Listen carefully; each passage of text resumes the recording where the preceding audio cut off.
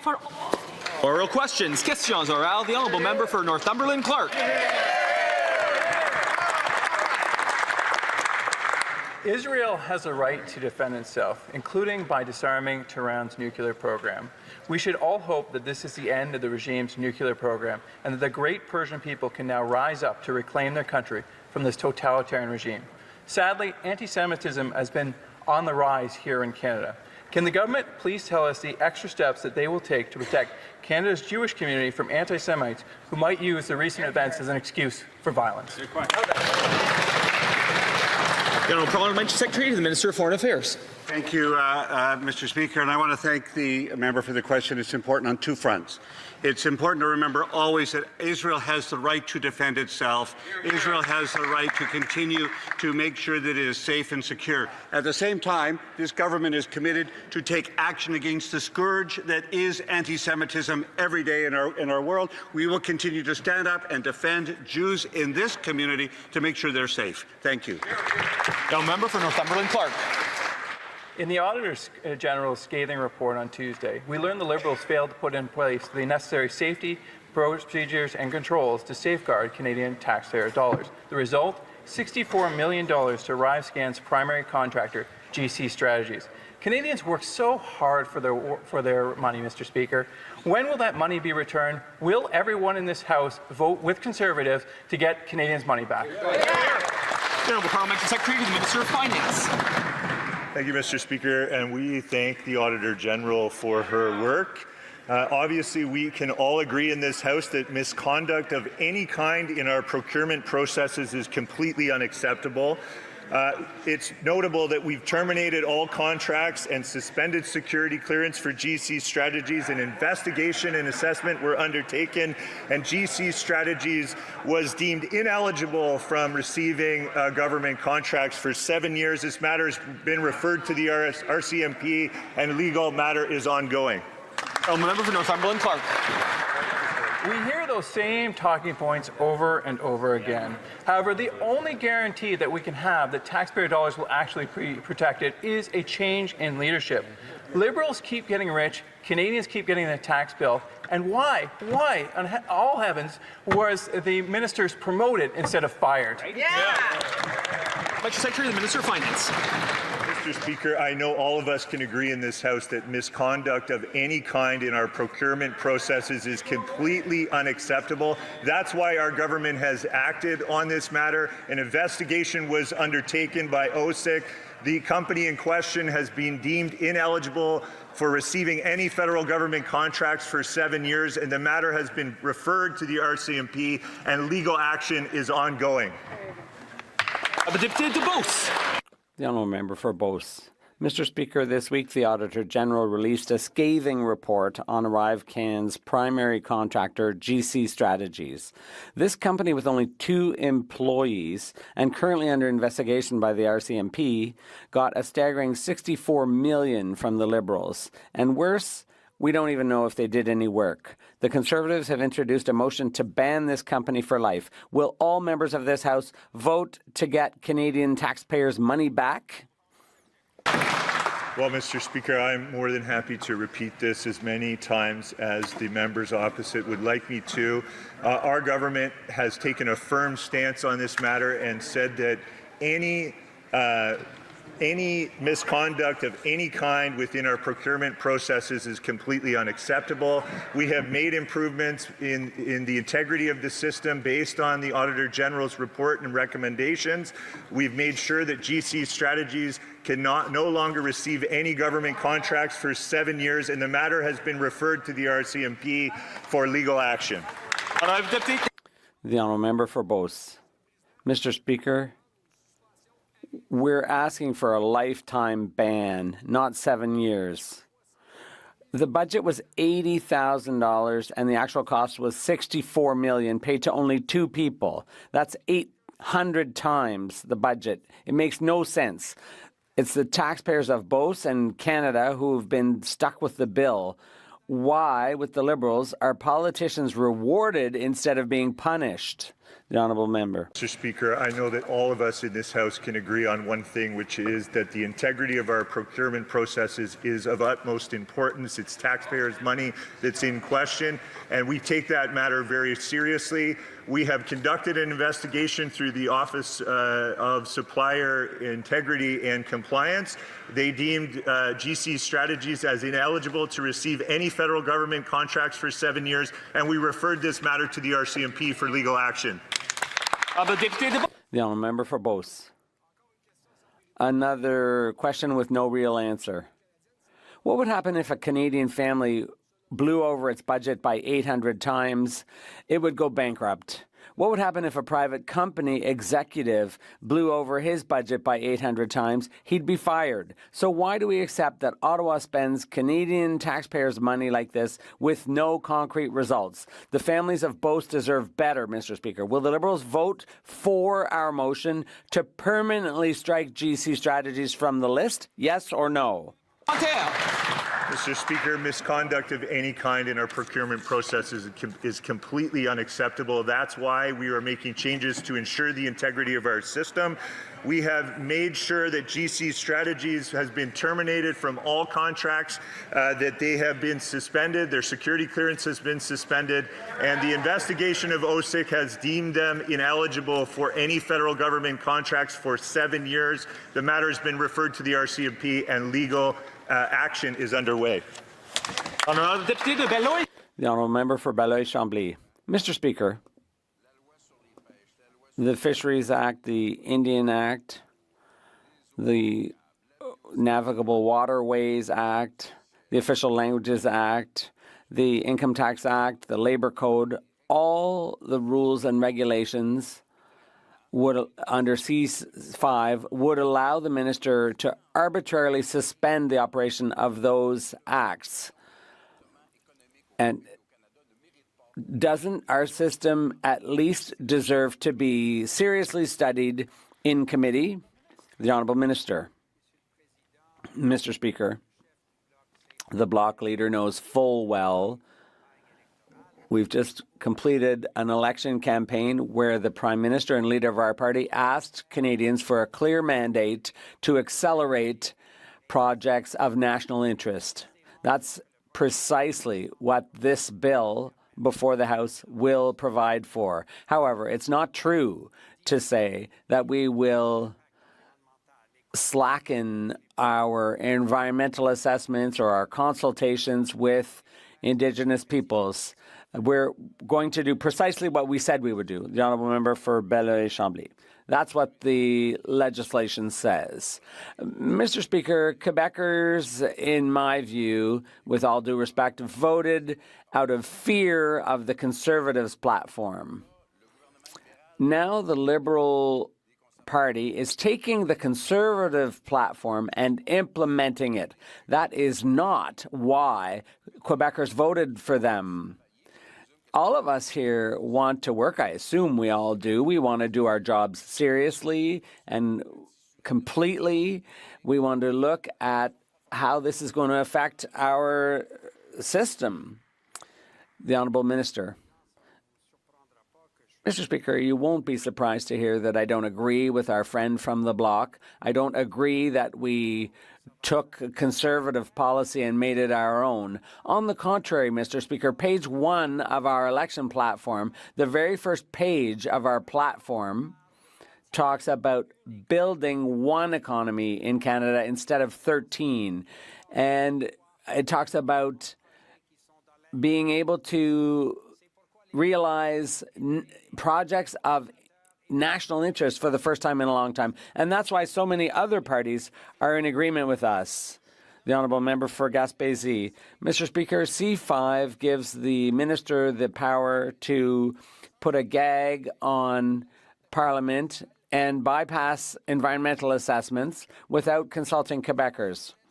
It allows for ministers. The Prime Minister has appointed ministers without mandate letters that clearly set out what needs to be done. So there's no debate here, no transparency, and as little accountability as possible. Do the Liberals actually think this is what Quebecers expect of a minority government? Minister. The Honourable Minister. Monsieur le Président. Mr. Speaker, I find that our Bloc colleagues are missing our former Prime Minister, Justin Trudeau. I think it's important to point that out. So, on the contrary, Mr. Speaker, what we've put before Parliament is a bill that would allow the Government of Canada, in partnership with the provinces and territories and Indigenous peoples, it would allow us to build major projects that will move the Canadian economy forward. We're talking about important developments in renewable energies. That's what Canadians expect from this Parliament. Mr. Speaker, the Auditor General confirmed what we already knew. $64 million was handed to a two-person company with no proof of work done. No security clearances, no deliverables, no competition. This was about enriching Liberal insiders, not about serving Canadians. So, Speaker, I ask, will everyone in this House stand with taxpayers and vote for our Conservative motion to get Canadians their money back? Not the Liberals. The Honourable Parliamentary Secretary, the Minister of Finance. Mr. Speaker, we can all agree in this House that the integrity of our procurement processes is of utmost importance, and certainly taxpayers are owed some answers. This company has been referred to the RCMP, and legal action is underway. We've also ensured that they can no longer enter into any contracts with the federal government for 7 years. Thank you. Member for Middlesex London. Mr. Speaker, the Liberal way is the harder that you betray Canadians, the more your friends reward you. Right. The Auditor General laid out a staggering failure. 82% of GC Strategies contracts got no value for Canadian taxpayer money. Yet the Liberal ministers were all promoted under this new Liberal elitist Prime Minister. Canadians are paying the price for corruption while the insiders cash checks for doing nothing. So, Mr. Speaker, I ask, is this corruption the Liberal definition of merit-based appointments? The Honourable Parliamentary Secretary. I'm happy to repeat it for my colleagues again. GC Strategies has been deemed ineligible by the Office of Supplier Integrity and Compliance for any entering into contracts with the federal government. The matter has been referred to the RCMP and legal action is underway. Sir, Moose Mountain. Mr. Speaker, the Auditor General confirmed that GC Strategies, just a two-person company, was paid $64 million by this Liberal government. In nearly half the cases, there's not even any proof that any work was done. Departments ignored the rules and approved payments without deliverables. That's not just mismanagement, it's a betrayal of taxpayers. Will the Liberal government finally do the right thing and support our Conservative motion to finally get their Canadians their money back? The Honourable Parliamentary Secretary, the Minister of Finance. Mr. Speaker, misconduct of any kind in our procurement process is completely unacceptable. We agree with members opposite. That's exactly why we've acted on this matter. We've conducted an investigation and assessment. The company in question has been deemed ineligible from any federal government contracts for 7 years, and the matter's been referred to the RCMP for legal action. The member for Surrey, Moose Mountain. Mr. Speaker, while the Liberals were stumbling around clueless, GC Strategies cashed in. The minister responsible weren't fired, they were promoted. Let that sink in. Failure led to reward. That's terrible. This is a pattern with these Liberals. Connected consultants profit, ministers fail upwards, and Canadians are left holding the bill. Why is it with these Liberals, the more you waste, the more you win? Unless you're a Canadian taxpayer. The Honourable Parliamentary Secretary to the Minister of Finance. Thank you, Mr. Speaker. Misconduct of any kind in our procurement process is completely unacceptable. That's exactly why we have acted on this matter, ensured that there's an investigation. The company in question is no longer eligible to enter into contracts with the federal government, and the matter has been referred to the RCMP. Legal action is ongoing. Member for St. Albert's, Surgeon River. Mr. Speaker, the Auditor General found no proof of work in nearly half of the contracts awarded to GC Strategies. These Liberals gave millions to GC Strategies to do literally nothing. Taxpayers deserve a refund, and they deserve a refund now. So, will the Liberals support our Conservative motion to get taxpayers their money back, yes or no? Good question. Mr. Secretary. Mr. Speaker, we agree, as I've said, that the integrity of our procurement process is of utmost importance to Canadians. That's exactly why we have deemed this company ineligible to enter into contracts for the next 7 years, and we've referred the matter to the RCMP. Legal action is ongoing. The member for St. Albert, Sturgeon River. Mr. Speaker, do you know what it's called when a company submits an invoice and accepts payment for work that wasn't done? It's called fraud. It's called theft. And under these Liberals, GC Strategies robbed taxpayers for millions. Right. Will the Liberals finally take responsibility and vote with Conservatives to get taxpayers their money back? The Honourable Parliamentary Secretary. Of course, misconduct in our procurement process at any moment is completely unacceptable. That's exactly why our government has acted on this matter. We've done so responsibly. We've ensured the integrity of the system. We've ensured this company can no longer do any business with the federal government for 7 years. The matter has been referred to the RCMP and legal action is ongoing. The Honourable Member for Montmorency-Charlevoix. Mr. Speaker, since yesterday we've heard the government trying to offer us half-baked solutions to a problem that has cost taxpayers dearly, arrive can. But it seems to have become a habit on the Liberal side to start fires, try to put them out, and then pat themselves on the back for failing.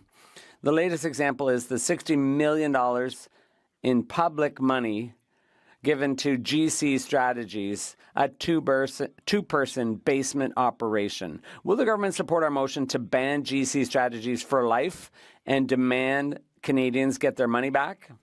The Honourable Parliamentary Secretary. Thank you for the question, Mr. Speaker. Great to rise again and answer this question. Obviously, I've done so numerous times in this question period, and I'm happy to do so continuously for the remaining time that we have together today.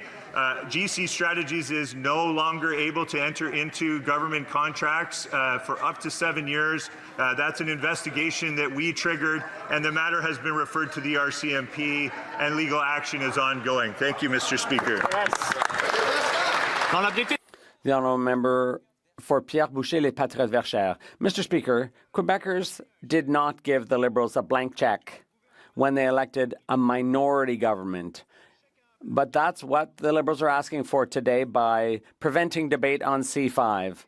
They want a blank check to govern by order in council and decide everything when it comes to energy projects. A blank check to impose pipelines on Quebecers without their consent and without a serious environmental assessment.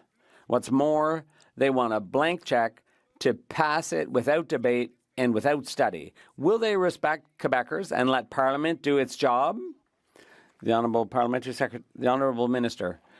Mr. Speaker, what we heard from Quebecers was their confidence in 44 Liberal members here in the House who speak out loud for Quebec and every day reflect the urgency, the urgent need for action on the economy and on promising projects of national interest that will create jobs from coast to coast, one economy instead of 13. Let's go, Canada. The Honourable Member for Abitibi-Témiscamingue. Bill C5, which the government is trying to ram through, is an insult to Indigenous peoples. The Liberals want to give themselves the power to decide everything by order in council when it comes to energy projects.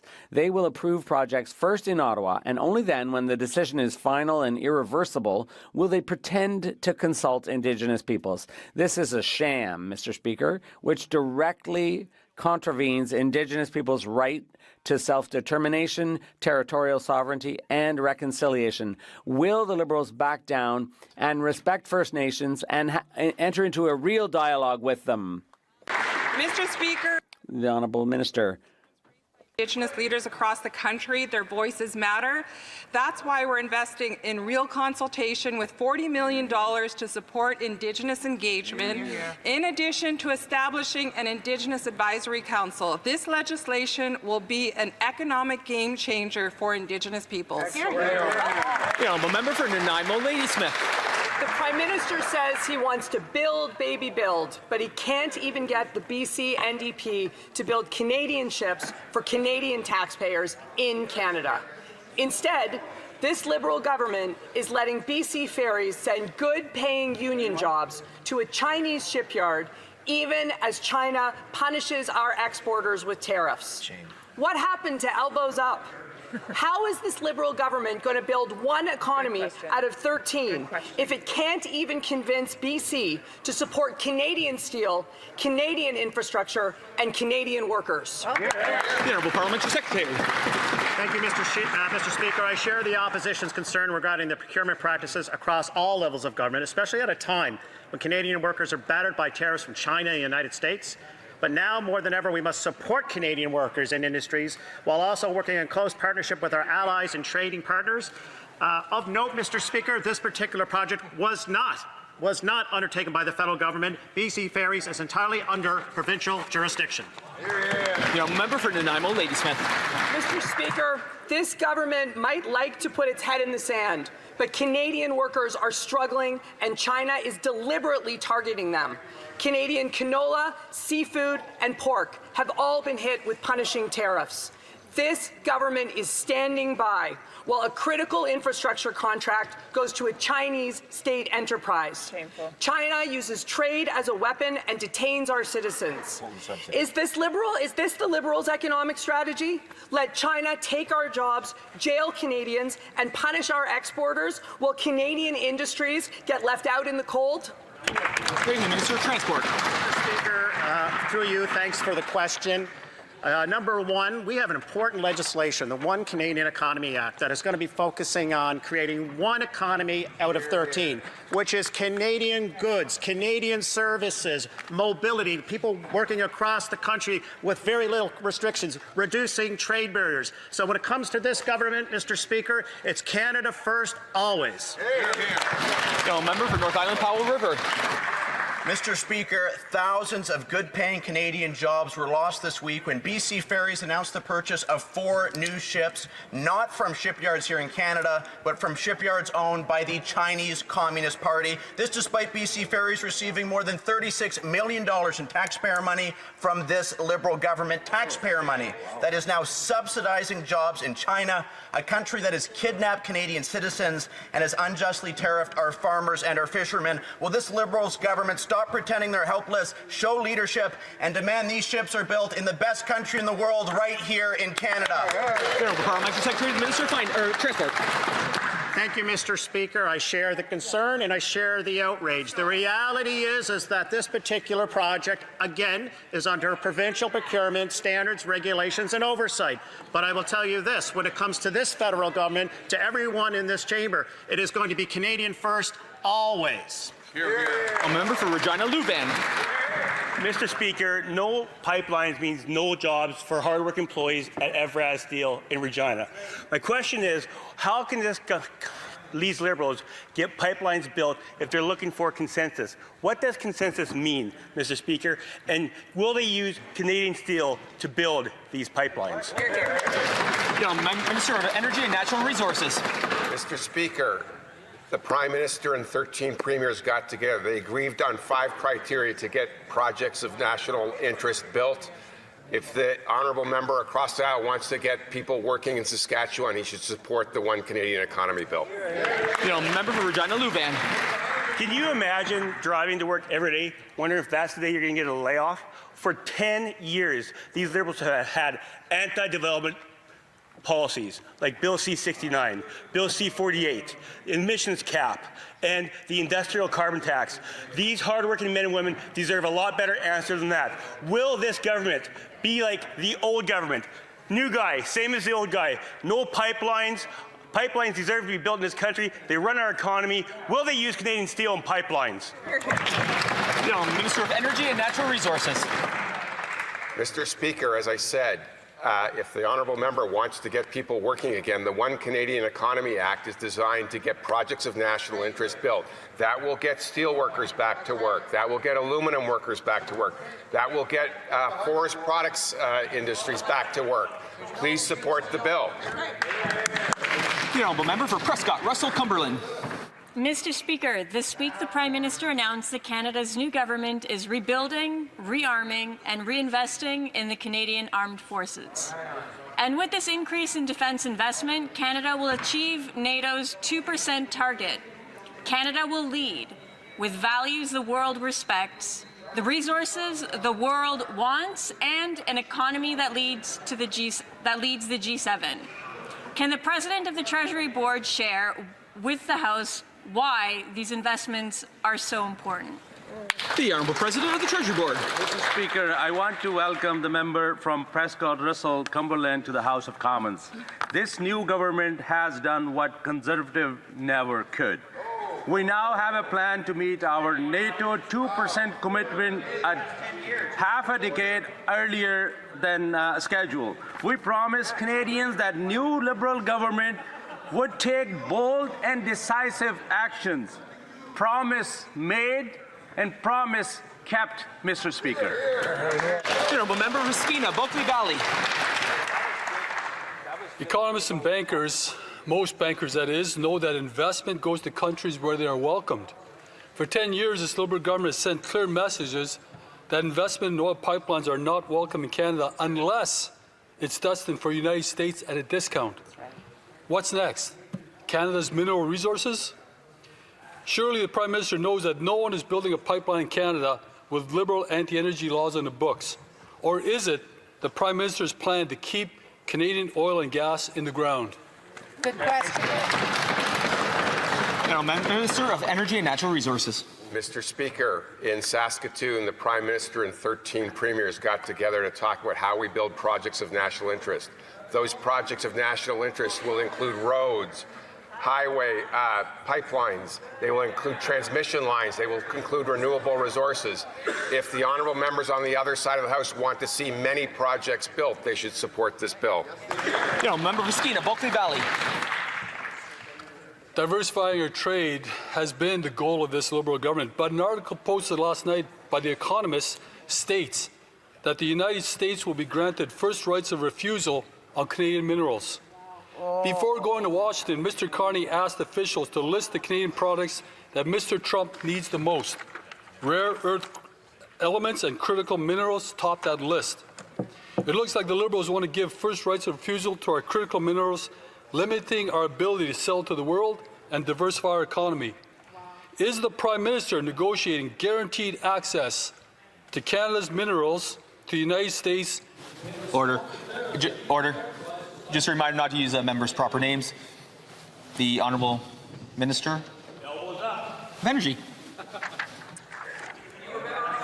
Mr. Speaker, mining is crucial to our economy, and with Canada facing American tariffs, we must support mining workers. That's why we will speed up permitting of new mines by cutting red tape and approving projects within 2 years. This will be in Canada's national interest. This will make Canada stronger. This will make us more sovereign. Member for Portage Lisgar.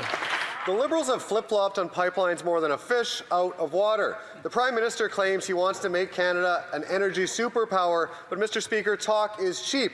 If he's serious, he must repeal a decade's worth of Liberals' anti-energy laws. The No New Pipelines Act? Toss it. The shipping ban? Send it out to sea. The job-killing oil and gas production cap? Scrap it. And the industrial carbon tax? Kick it to the curb. When will the Prime Minister realize that we will never get a new pipeline built in this country without repealing these disastrous Liberal anti-energy laws? Hear, hear. Minister of Environment and Climate Change. Mr. Speaker, the Prime Minister has been clear, and we have been clear, that to be an energy superpower, we need to make sure that we are low risk, low cost, and low carbon. What we have seen from the Conservatives when they were in government was that they didn't get projects built because they didn't do environmental assessments and they did not consult with Indigenous peoples. So if they want to see things built and built properly, I hope that they will support us in working on national interest projects that support our country. The member for Portage Lisgar. Well, Mr. Speaker, that sounds a lot like that cheap talk that I mentioned. The Prime Minister said he will support a pipeline if there's consensus, but his Environment Minister is spinning an entire entirely different story. This week I asked her point blank to define consensus, and she shrugged her shoulders and said, "What consensus?" Well, I'm happy to tell the minister what it means. Polling shows that 3/4 of Canadians support an east-west pipeline, with premiers also backing the idea. So if that's not consensus, what is? Will the Prime Minister set the record straight and define consensus for Canadians and tell us who, if anyone, holds a veto over a new pipeline project? The Minister of Environment and Climate Change.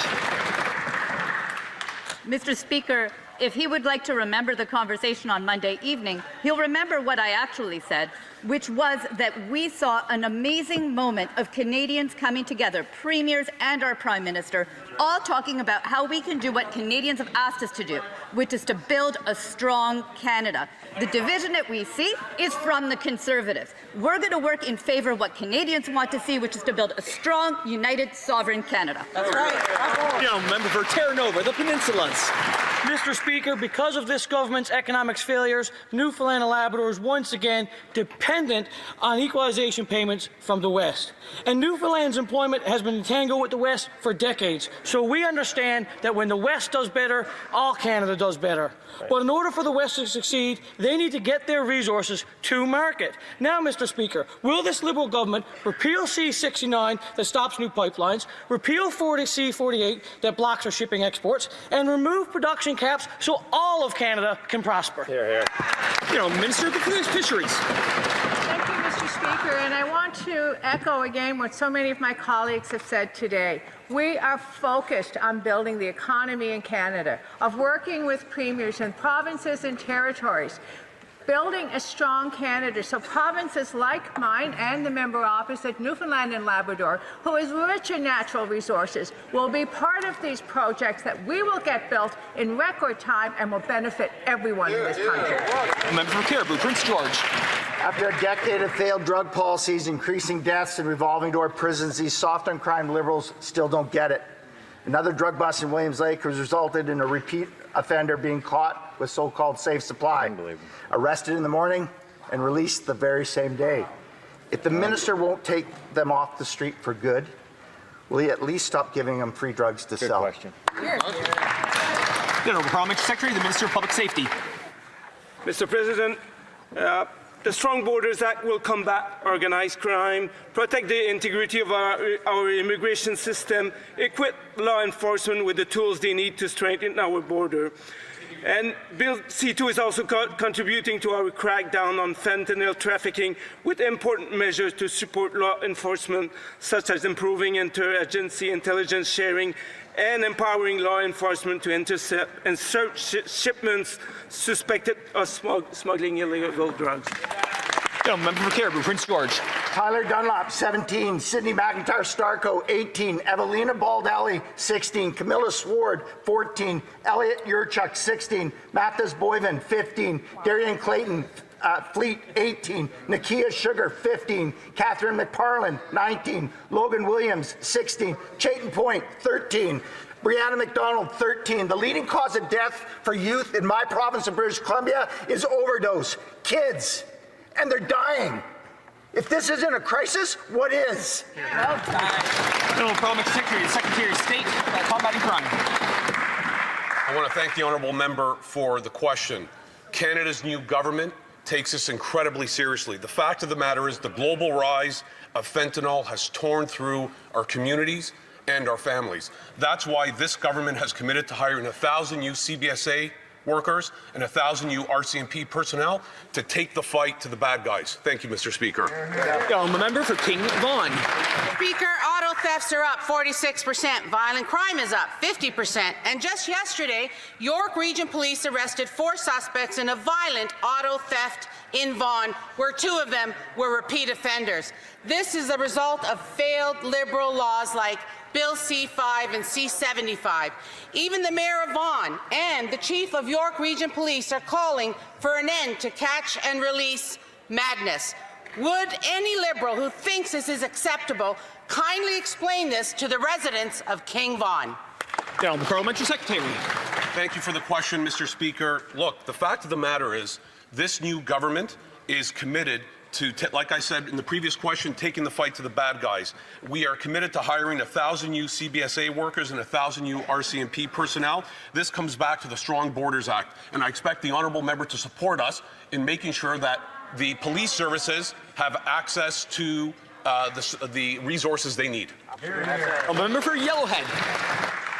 Thank you, Mr. Speaker. It has been 5 years since the Liberal government pushed through their order in council targeting responsible firearms owners with a confiscation scheme.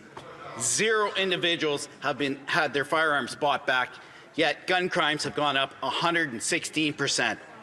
As a person with an RPAL, which, by the way, is restricted possession and acquisition, if the minister still doesn't know, the statistics baffle me. Why won't this Liberal government focus on criminals, make our streets safe, and leave our responsible firearms owners alone? The Honourable Parliamentary Secretary, Minister of Public Safety. Mr. Speaker, the gun buyback program is a serious program to ensure the safety of our communities.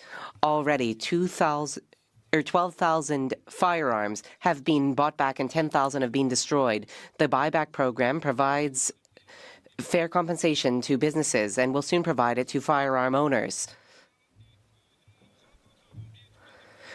We will soon be meeting with people from the RCMP Firearm Warehouse for further discussions, and we will seek to understand concerns surrounding the program. The Honourable Member for Mont-Saint-Bruno-L'Acadie.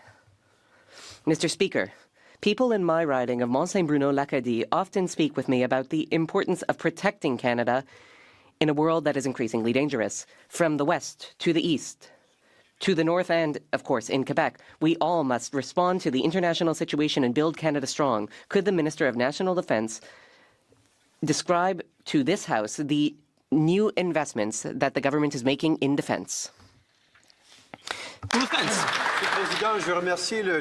Mr. Speaker, I would like to thank my colleague from Mont-Saint-Bruno-L'Acadie for his hard work.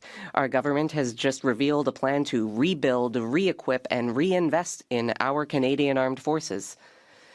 The Prime Minister has announced a generational of investment of over $9 billion.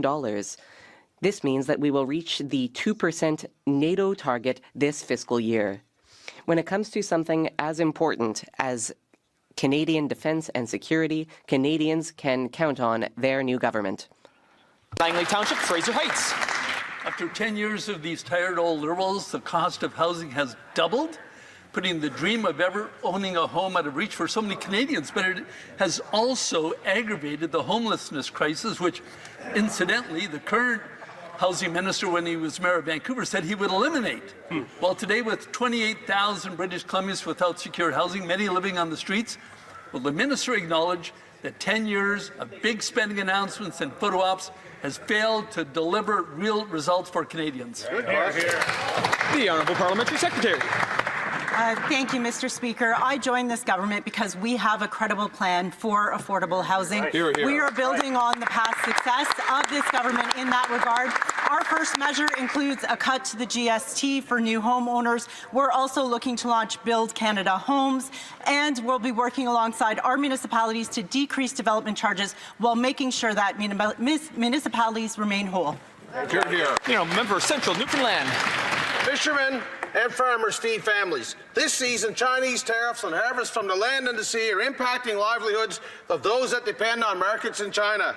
These tariffs are a direct result of this Liberal government's bungling of trade relations with China. Tariffs that range from 25% on lobsters to 100% on canola. My question to the Minister of International Trade is, when can farmers and fishermen expect this Liberal government to fix the mess they've made so they can get relief from Chinese tariffs? Minister for International Trade. At all times defend our national interests and the best interests of Canadians. Last week I sat down with the Minister of Commerce for China, Minister Wong, to talk about some of these issues that we're working through, whether it's canola, beef, pet food. These are some of the issues that came up at the table. We agreed to launch the JETC Commission, which is the Joint Economic Trade Committee, to work through some of these issues because we know we need to continue to open new markets for Canadians. Thank you. Member for Central Newfoundland. Mr. Speaker, it's time for that minister to go to sea in a gale of wind on a fishing boat or get some dirt under his nails on a farm with our hard-working farmers. Clearly, there's no respect for those that toil to feed their families and everybody else's family and to play such a crucial role in food security for Canada. Amen. So will the minister get relief from Chinese tariffs, or are fishermen and farmers just collateral damage in a trade war that these Liberals don't know how to fight? The Honourable Minister for International Trade. The Honourable Minister for Fisheries.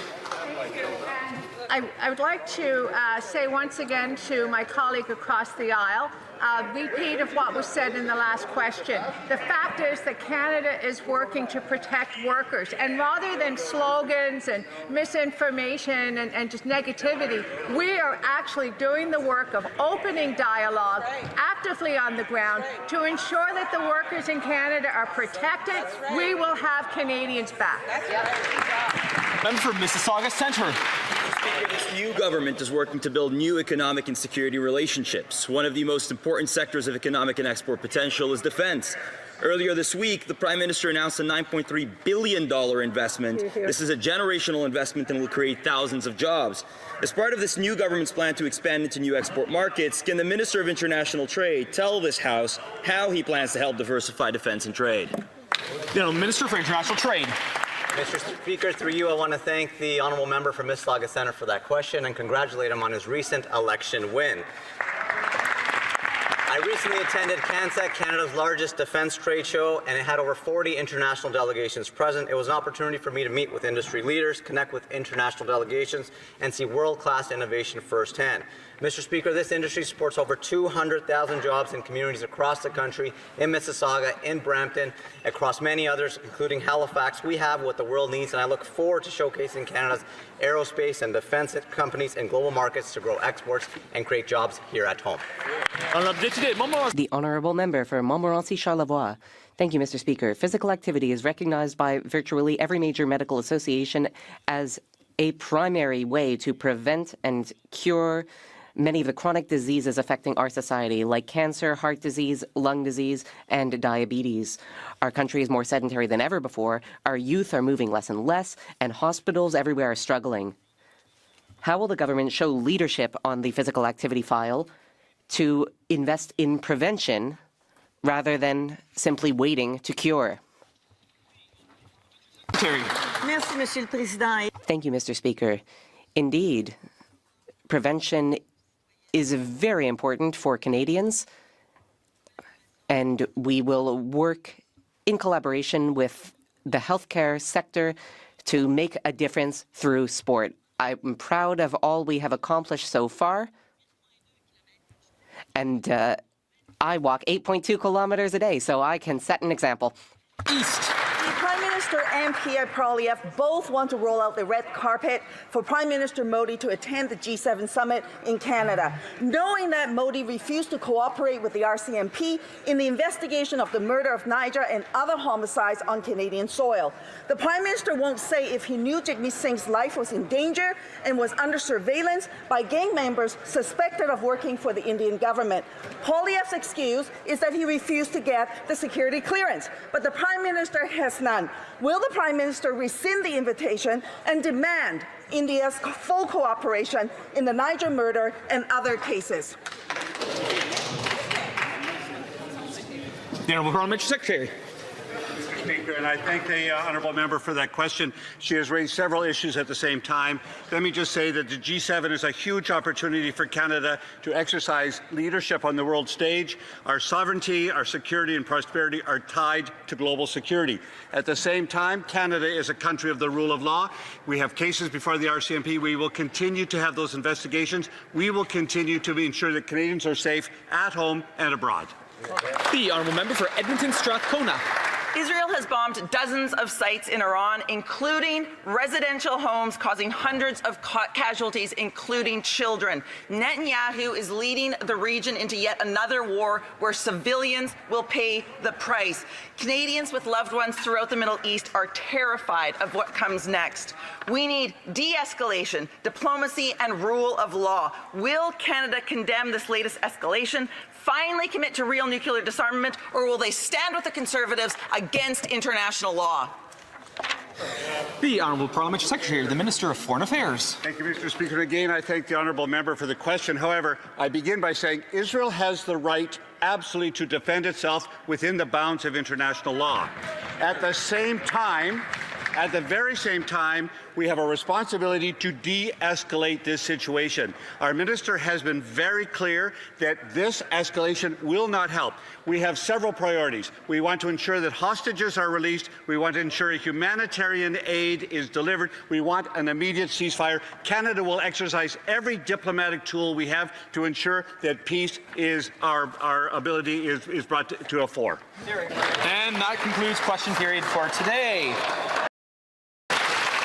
Oral questions, questions orales.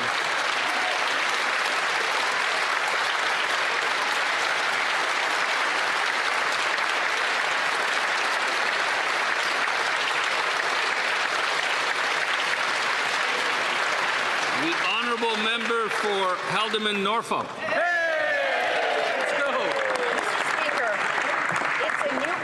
But we're dealing with the same old Liberal scandals. The Auditor General has released a report against the Liberal government on the multi-million-dollar ArriveCAN debacle. The Liberals gave $64 million to GC Strategies, a two-person IT firm that did no actual work and is currently under RCMP investigation. Wow. Today, this House is considering our Conservative motion to get Canadians their money back within 100 days.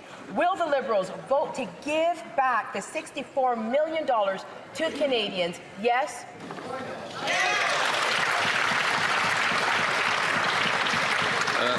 The Honourable Minister of Foreign Affairs. Mr. Speaker, we will address that question in a moment, but I am devastated to learn of the Air India crash that occurred earlier this morning. The flight was carrying 242 people, one of whom was Canadian. We are in touch with our international partners, and I have been speaking with Canadians this morning. I am sure that all members of this House will join in extending our collective condolences to the families of those who have lost loved ones this morning. Thank you.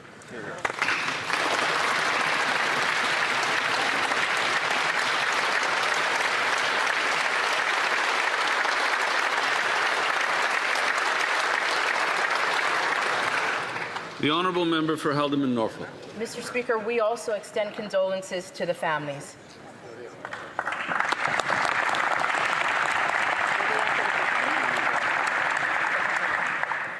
Mr. Speaker, these Liberals should not be dodging accountability. They want to hide their scandals from Canadians, but the Auditor General report is very, very clear. This Liberal government ignored the rules and allowed insiders to profit to the tune of $64 million. Wow. The Liberals have shown a complete disdain for hardworking Canadians by promoting the very same ministers who engaged in the cronyism and corruption. Why should wasteful Liberal politicians get promoted while Canadian taxpayers get a $64 million bill? The Honourable Minister for Government Transformation. Thank you, Mr. Speaker. And I'd just like to note that we've implemented the measures recommended by the Auditor General in previous reports, as well as internal audits. We have revoked the security clearance of GC Strategies. We have terminated all contracts with GC Strategies. We've barred GC Strategies from future contracts with the Government of Canada. We've taken legal action against GC Strategies. We've referred cases to the RCMP because, Mr. Speaker, we will never tolerate misconduct from our suppliers or their subcontractors. Thank you. The honourable member for Prince George, Peace River, Northern Rockies. The Auditor General released a scathing audit this week on the top ArriveCAN contractor, GC Strategies. This two-person company under RCMP investigation received a jaw-dropping $64 million from these Liberals. And the old ministers responsible for this all got promoted by this Prime Minister and are sitting as ministers right there, right now. Wow. Canadians are incensed by these same old Liberal ministers continuing in their corrupt ways. A simple question for their Prime Minister: when are Canadians going to get their money back? The Honourable Minister for Government Transformation. Thank you, Mr. Speaker. We will always protect the integrity of our procurement process, which is why we've implemented recommendations from the Auditor General from past reports, such as increased transparency, strengthening oversight, clarifying the roles, the responsibilities across departments. We will always hold bad actors to account, which is why, Mr. Speaker, we've taken legal actions against GC strategies. We've referred cases to the RCMP. We will always protect the integrity of our procurement process. The honourable member for Prince George, Peace River, Northern Rockies. That answer doesn't cut it for Canadians struggling to pay their bills in record numbers. These old Liberals have turned a ride scam into a masterclass in rewarding failure and corruption. The old ministers responsible for this scam are the same old ministers sitting over there as cabinet ministers right now.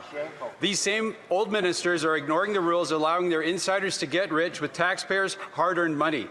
Why do corrupt Liberal ministers keep getting promoted and Canadians keep getting the bill? That's a good question. The Honourable Minister of Government Transformation. Thank you, Mr. Speaker. Let me be absolutely clear. We will never tolerate misconduct from our suppliers or their subcontractors, which is why we've taken legal action against GC Strategies. We've referred cases to the RCMP. We've barred them from contracting with the Canadian government. We've revoked their security clearance, Mr. Speaker. This is the mandate we've been elected on to make sure that we have the best-in-class procurement system in this country. Thank you, Mr. Speaker. The Honourable Member for Bellechasse, Les Etchemins-Lévis. Mr. Speaker, the Auditor General has confirmed what Conservatives feared. The Liberal government paid over $60 million for a project that should have cost just $80,000. And what's the result? Waste and incompetence. And yet no minister lost their job. And what's worse, they got a reward in being promoted in cabinet. Will the Prime Minister do the honourable thing and vote in favour of our motion to give this money back to Canadian taxpayers? The Honourable Minister of Government Transformation. Thank you, Mr. Speaker. We will always protect the integrity of our procurement system.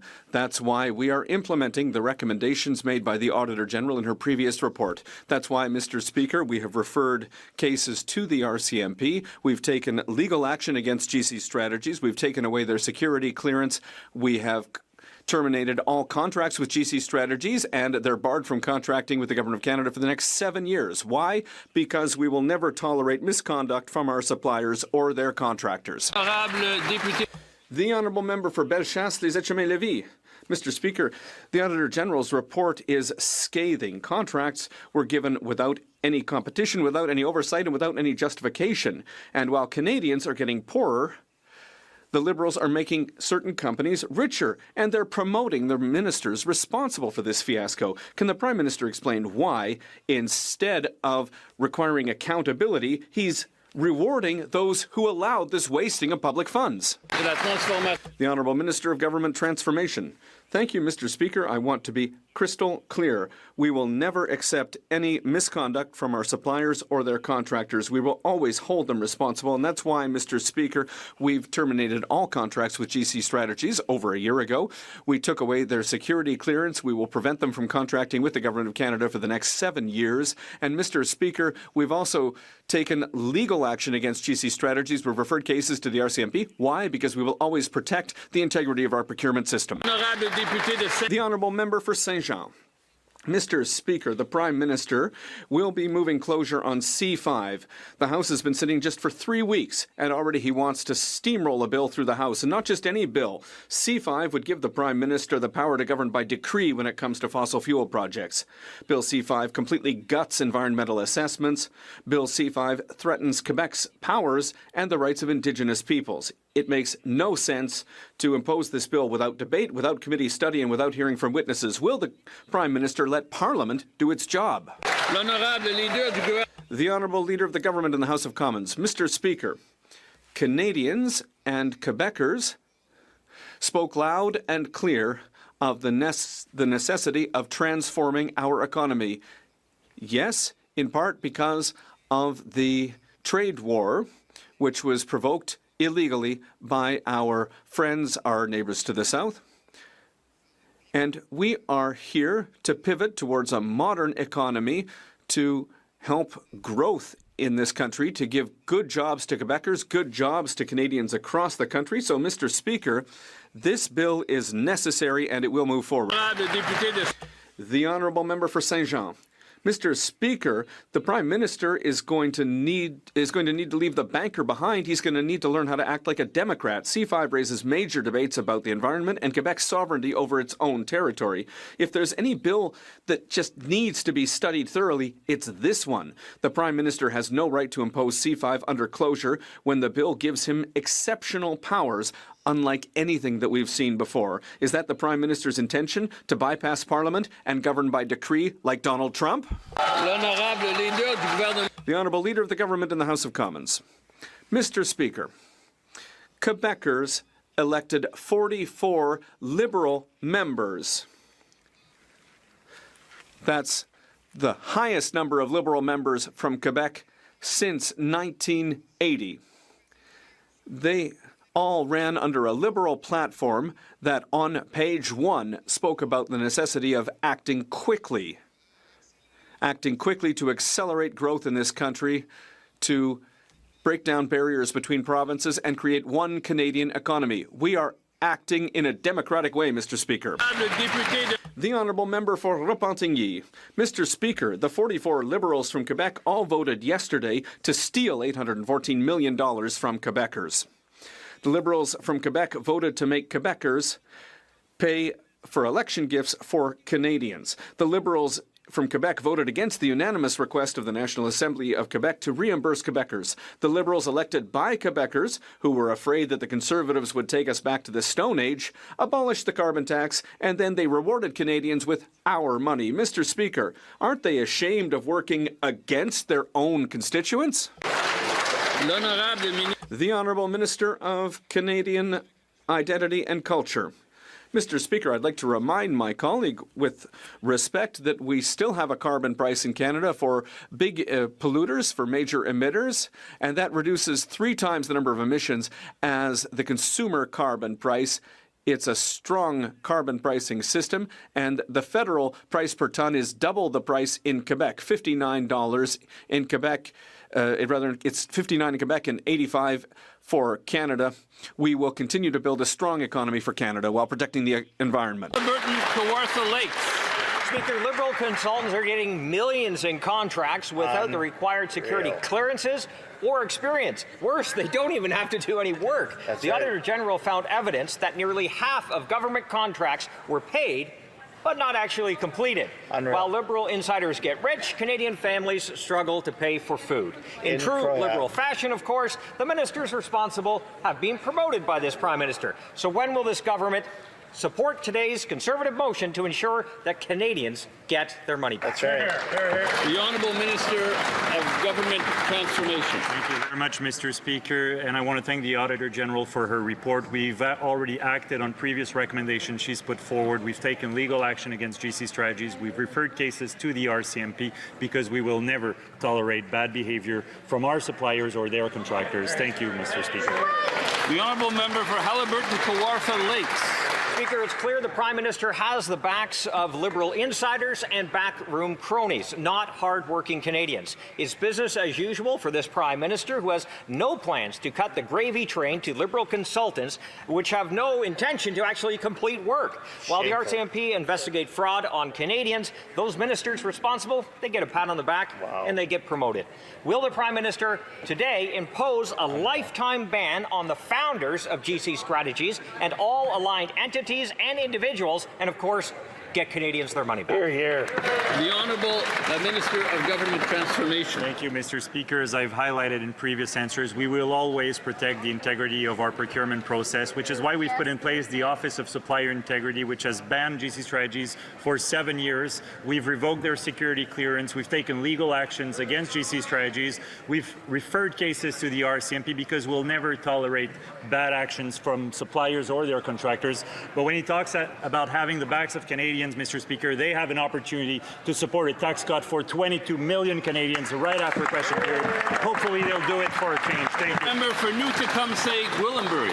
Mr. Speaker, the Liberal government ignored procurement rules, accountability, and basic common sense to funnel sweetheart contracts to their friends at GC Strategies, the ones who were behind ArriveCan. They handed out an eye-watering $64 million in taxpayer money to these Liberal insiders with no evidence that any work was actually completed. Will the Liberals take responsibility, show respect to Canadian taxpayers, and get the money back? The Honourable Minister of Government Transformation. Mr. Speaker, I think I've made it abundantly clear in previous answers that we will always protect the integrity of our procurement process, which is why we've taken legal actions against GC Strategies. We've referred cases to the RCMP. And, Mr. Speaker, we will always hold bad actors to account. Thank you, Mr. Speaker. Member for Newtecumseh-Gwillimbury. Mr. Speaker, that answer wouldn't take the scum off rice pudding. The report from the Auditor General was clear. No work was done. The only thing delivered was a check to Liberal insiders. Despite an RCMP investigation and $64 million wasted, the cabinet ministers responsible weren't fired, they were promoted. New titles, bigger offices, all courtesy of this Prime Minister.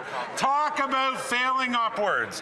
Why is it that under this Liberal government, failure is rewarded and Canadian taxpayers get stuck with the bill? The Honourable Minister of Government Transformation. Thank you, Mr. Speaker. And as I've noted before, we will always defend the integrity of our procurement process. We will never tolerate any form of misconduct from our suppliers or their contractors, which is why we've revoked GC Strategies security clearance. We've terminated all contracts more than a year ago. Now the Office of Supplier Integrity has barred them from contracting with the Canadian government. We've referred cases to the RCMP. We've taken legal actions. Why, Mr. Speaker? Because we will always hold bad actors responsible. Thank you, Mr. Speaker. The Honourable Member for Quebec-Mactaquac. What a complete and totally comprehensive non-answer that was. Earlier this week, the Auditor General released their scathing audit stating that the GC Strategies was paid $64 million for the ArriveCan app with little to no evidence of any work having been completed.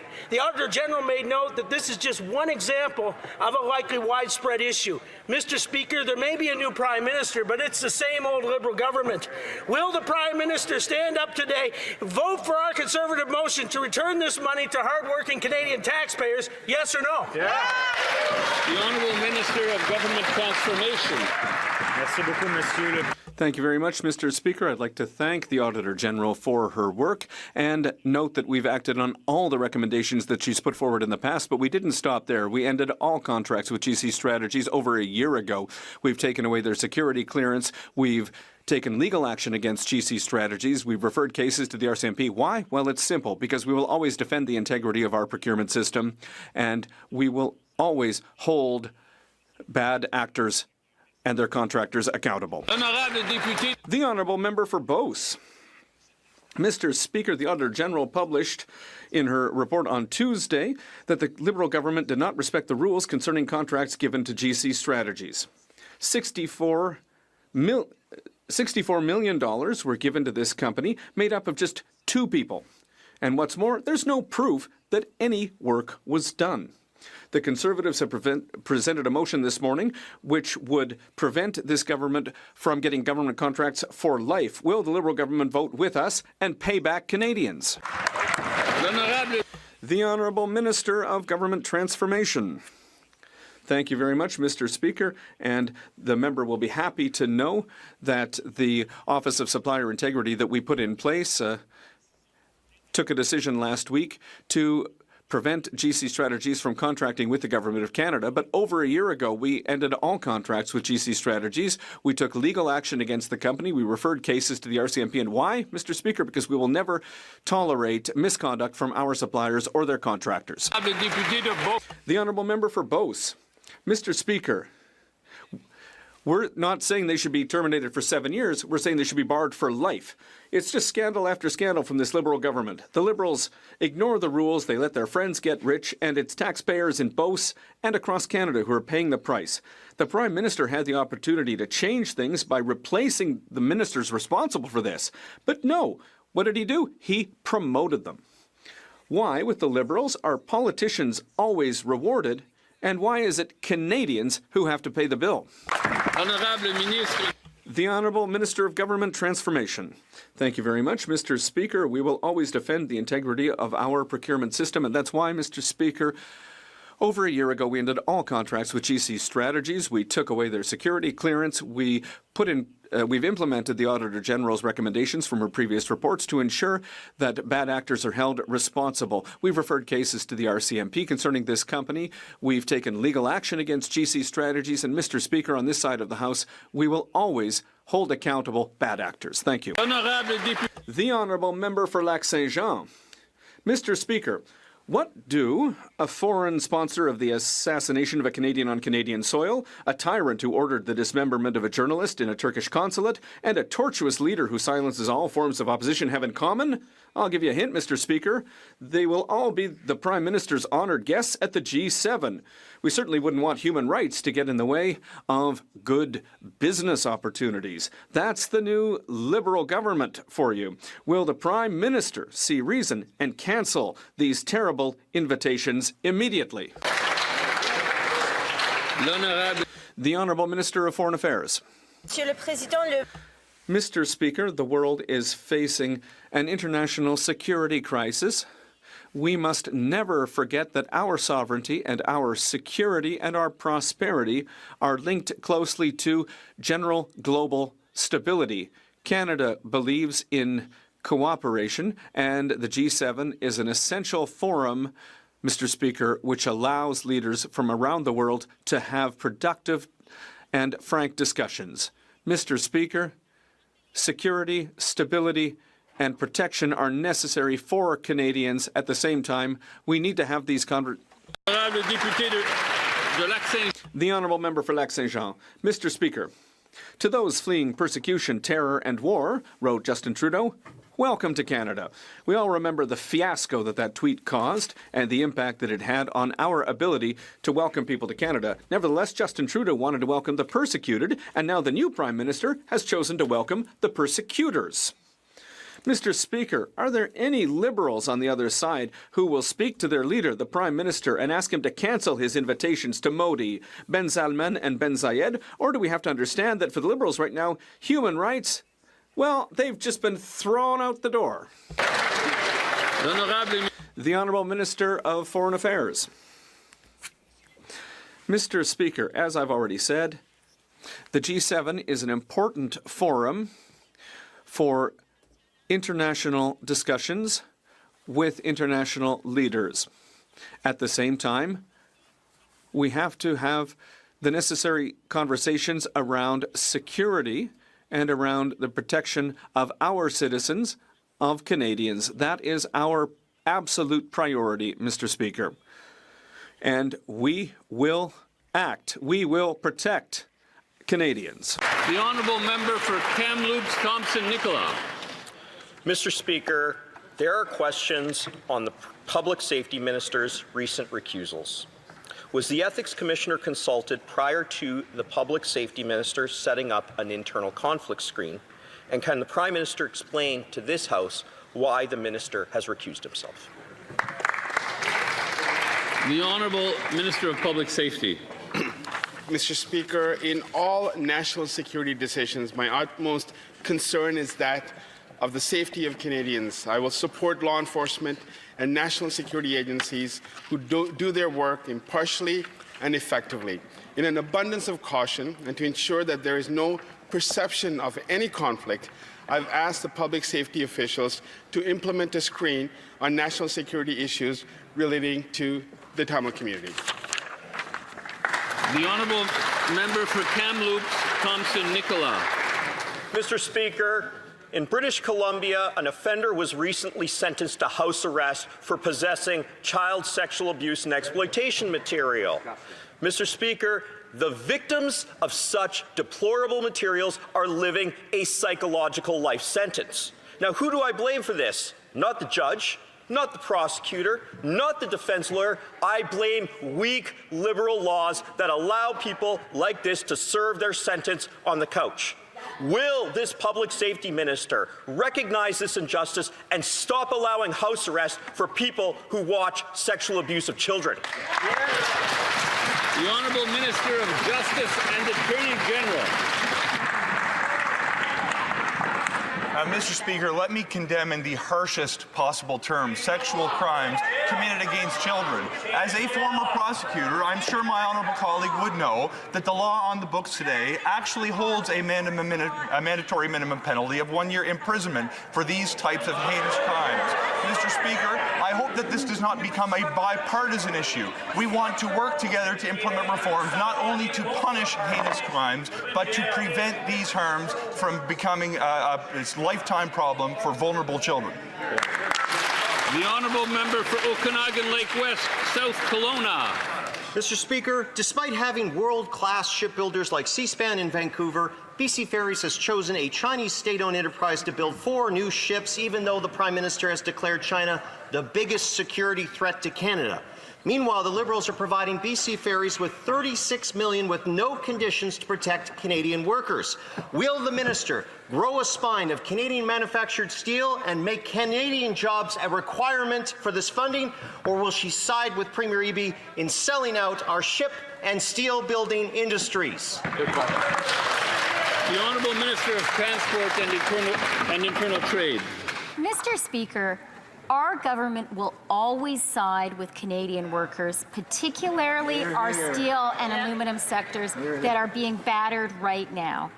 I was disappointed and concerned when I learned of this procurement, particularly at this moment when Canadian workers need our support.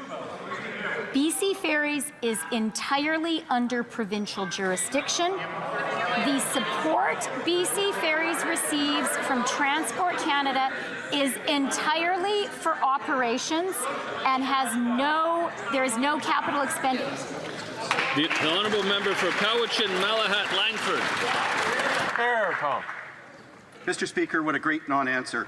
Look, yesterday, the Minister of Transport refused to act on my concern over BC Ferries buying 4 ships from a Chinese state-owned shipyard and used the excuse that it was not a federal project, which was not the question that I asked. The Liberals should be supporting Canadian shipyards and our economy instead of supporting CCP-owned shipyards and their economy. So again, I ask, will the Liberals attach the obvious condition of buying Canadian-built ships in order for BC Ferries to get their over $30 million Liberal subsidy? The Honourable Minister of Transport. Mr. Speaker, I absolutely agree we need to be supporting Canadian shipbuilders. That's why we have a national shipbuilding strategy. I absolutely agree we need to be supporting Canadian steel and aluminum workers. Yes. And further, I agree that we need to be alive to national security challenges and bear those in mind when it comes to procurement. I have spoken to my BC counterpart about this issue, and I would underscore BC Ferries is entirely under provincial jurisdiction. I do not think any BC MPs would challenge federal support for operations of ferries. The Honourable Member for Chicoutimi-Le-Fjord. Mr. Speaker, we've learned that Canadian production of critical minerals could fall by almost 60% by 2040. It's not very surprising, as mining projects under the Liberals take forever to develop. However, we have exceptional geological potential in the Saguenay-Lac-Saint-Jean, including phosphate. Since 2018, we have been working to have it added to the list of critical minerals. Mr. Speaker, why are the Liberals incapable of extracting our natural resources? Of Energy and Natural Resources. Mr. Speaker, mining is crucial to our economy, and Canada is facing American tariffs. We must support our mining workers. That's why we will speed up permitting of new mines by cutting red tape and approving projects within 2 years. This will create jobs for Canadians, grow our economy, and provide more opportunity for mining workers in our country. We hope our members across the aisle will support the One Canadian Act. The Honourable Member for Winnipeg South. Well, thank you, Mr. Speaker. Our government has introduced the One Economy Act, which aims to help advance major projects through the regulatory process. We have seen Indigenous people across Canada strongly assert the requirement for consultation before major projects are approved. Can the Minister of Crown Indigenous Relations tell us about how consultations will happen under the new Act? The Honourable Minister of Crown Indigenous Relations. Thank you, Mr. Speaker. This bill requires meaningful consultation with Indigenous peoples, consistent with Section 35 of the Constitution and the duty to consult. It requires it during both the process of determining which projects are in the national interest and, most importantly, once a project is selected during the permitting process. Both steps require our Indigenous partners. I look forward to continuing to engage with partners to ensure the success of this legislation and the involvement of Indigenous peoples in moving our economy forward. Thank you, Mr. Speaker. The Honourable Member for Calgary Centre. Mr. Speaker, the average Canadian family is going to spend $800 more on food this year because of liberal inflationary spending. The Calgary Food Bank says that 65% of working Calgarians are now experiencing severe food insecurity. What affects this, of course, is bad government budgeting. Deficits lead to inflation, and this government plans to spend 8% more this coming year. The Liberals want to go on a spending spree and force Canadians onto a diet. Will the Prime Minister set the table and finally serve up this year's budget? The Honourable Minister of Jobs and Families.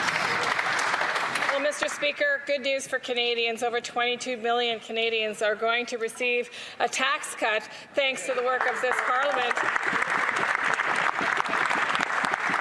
And further good news, Mr. Speaker, in the last elections, Canadians coast to coast to coast said the kinds of measures that are helping them, like affordable childcare, like the Canada Child Benefit that's indexed to inflation, like the National Food Program, like the Canada Disability Benefit that will be available next month. These are the kinds of things that are making a difference for Canadians, and we just hope that Conservatives will stop voting against them. The Honourable Member for Calgary Centre. Well, Mr. Speaker, the Liberals are delaying tabling a budget as it's expected to show a supersized deficit, which will increase inflation even further. The higher the deficits, the higher the inflation. The prices Canadians pay for food is dependent upon this government's budget. But don't worry, the government's budgets only affect Canadians who eat. Will the government stop driving up costs and bring forward a budget so Canadians can feed their families without going further into debt? Good question. The Honourable Secretary of State for the Canada Revenue Agency. Thank you, Mr. Speaker. Mr. Speaker, let's look at some economic facts. Inflation has dropped from 8.1 to 1.7% over the last 2 years. Our real GDP numbers are growing. We've had workforce participation of 65.3% versus 62.5% compared to the USA. We have a AAA Moody's credit rating. Mr. Speaker, the fundamentals of our economy are very strong. We have a strong mandate from Canadians, and we're going to continue to work together across the aisle to get things done for Canadians. Thank you, Mr. Speaker. The Honourable Member for Oshawa. Mr. Speaker, yes, let's look at some actual facts. Stats Can reports that for every dollar of disposable income, Canadians now owe $1.74, the worst debt ratio in the G7. Oshawa's unemployment is at 9.1%, and the TD Bank warns of a looming recession with 100,000 jobs at risk. This government's response is to blow through $500 billion with no budget, no plan, and no accountability. Will the Liberals finally table a budget, or will their silence continue to speak louder than their commitment to Canadians? The Honourable Parliamentary Secretary. Mr. Speaker, I think we all know who brought it home in the last election. It was every member on this side of the House. Why did Canadians vote for this Liberal government? Because they know we're compassionate and we care about the affordability challenges that they're facing. We have a plan to create good jobs, build a stronger economy, and make life more affordable. What do Conservatives have? None of the above. They have complaints, anger, and an absent leader, and divisive rhetoric. We're delivering for Canadians and making Canada strong. The Honourable Member for Kitchener Centre. In yesterday's Waterloo Regional Record, Ontario businesses are freezing summer hiring. Unemployment in the region is up... Sorry, I can't hear the question, so we'll start from the top. In yesterday's Waterloo Regional Record, Ontario businesses are freezing summer hiring. Unemployment in the region is up 7.3%, and TD Bank says there's a looming recession with job losses of 100,000 jobs, causing local businesses to focus on staying lean. Nearly one-third of Canadian small businesses have adjusted or paused their summer hiring plans, according to a survey by Merchant Growth. Kitchener businesses need a plan. A budget is a plan. Why does this government refuse to heed our calls and table a budget that reverses their inflationary spending? The Honourable Minister of Jobs and Family. Mr. Speaker, good news for Canadian youth this summer. In addition to the 70,000 Canada summer jobs, we're adding 6,000 more, Mr. Speaker, all across the country. We know this is an emergency valve, Mr. Speaker, for youth unemployment. That is indeed rising. But, Mr. Speaker, what won't help is votes against the measures that Canadians are looking for this summer. Mr. Speaker, what we know is that Canadians vote every single time there's an opportunity to help the constituents in their riding. We won't do that, Mr. Speaker. We'll stand up for Canadian families. The Honourable Member for Mission, Matsqui, Abbotsford. Well, thank you, Mr. Speaker. Small businesses fought for 5 years to receive the carbon tax rebate. Now that the money has been dispersed to small businesses across Canada, they are seeking clarification as to whether or not the Canada Revenue Agency will treat it as a taxable benefit. Can the Government of Canada clarify today, yes or no, are carbon tax rebates taxable? Good question.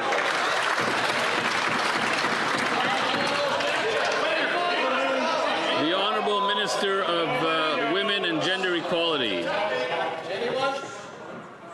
Mr. Speaker, as we know, small businesses are the backbone of our Canadian economy, and our new government has their back. We're cutting taxes for small businesses and red tape. We're breaking down interprovincial trade barriers by July 1st and helping businesses go digital. We also welcome our middle-class tax cut, which will help entrepreneurs get well-deserved tax break while they can. And, Mr. Speaker, we will always be there for small businesses. And let's forget that we have also cut the carbon tax for small business as well. Thank you so much, Mr. Speaker. The Honourable Member for Swift Current, Grasslands, Kindersley. Mr. Speaker, Saskatchewan is responsible for over 1/5 of the world's canola exports, and China being one of the largest buyers. The communist regime in Beijing implemented 100% tariffs on canola oil and meal, and it's been radio silence from the Prime Minister. Farmers plan their crop rotations years in advance and have had to ride out this trade war all on their own. Will the Prime Minister prioritize our farmers for once and end China's tariffs on our canola, or is he too compromised from Brookfield's $250 million loan from a Chinese bank? The Honourable Minister of Agriculture and Agri-Food. Well, it's a little over 3 weeks, Mr. Speaker, and I'm finally getting to my feet. First and foremost, I want to thank the people of Malpeque for putting me here, and my wife and my family.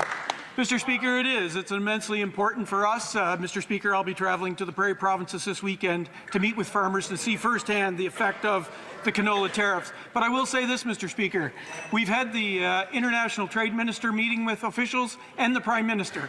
We're moving in the right direction, and we always stand up for farmers. The Honourable Member for Souris Moose Mountain.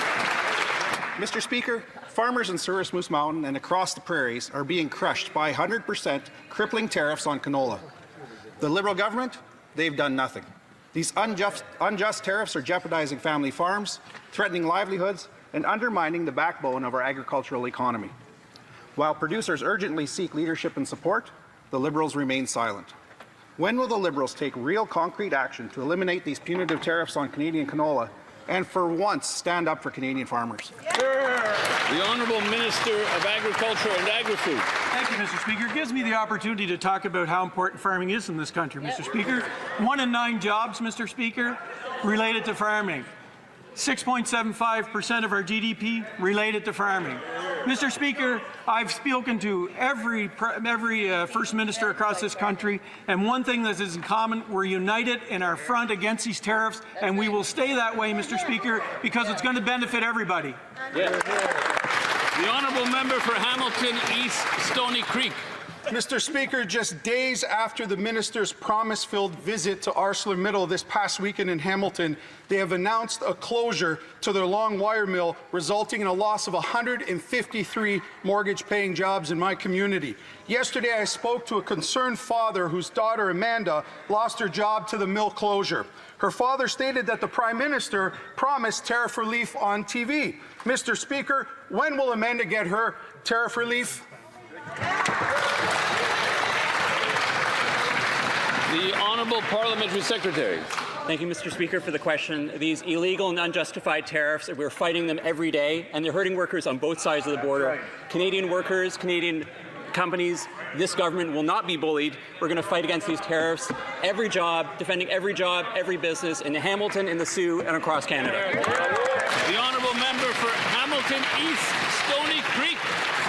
Mr. Speaker, I cannot take that answer to the hard workers of Hamilton. This closure is not just a local story. It is a warning sign to all working Canadians in this country.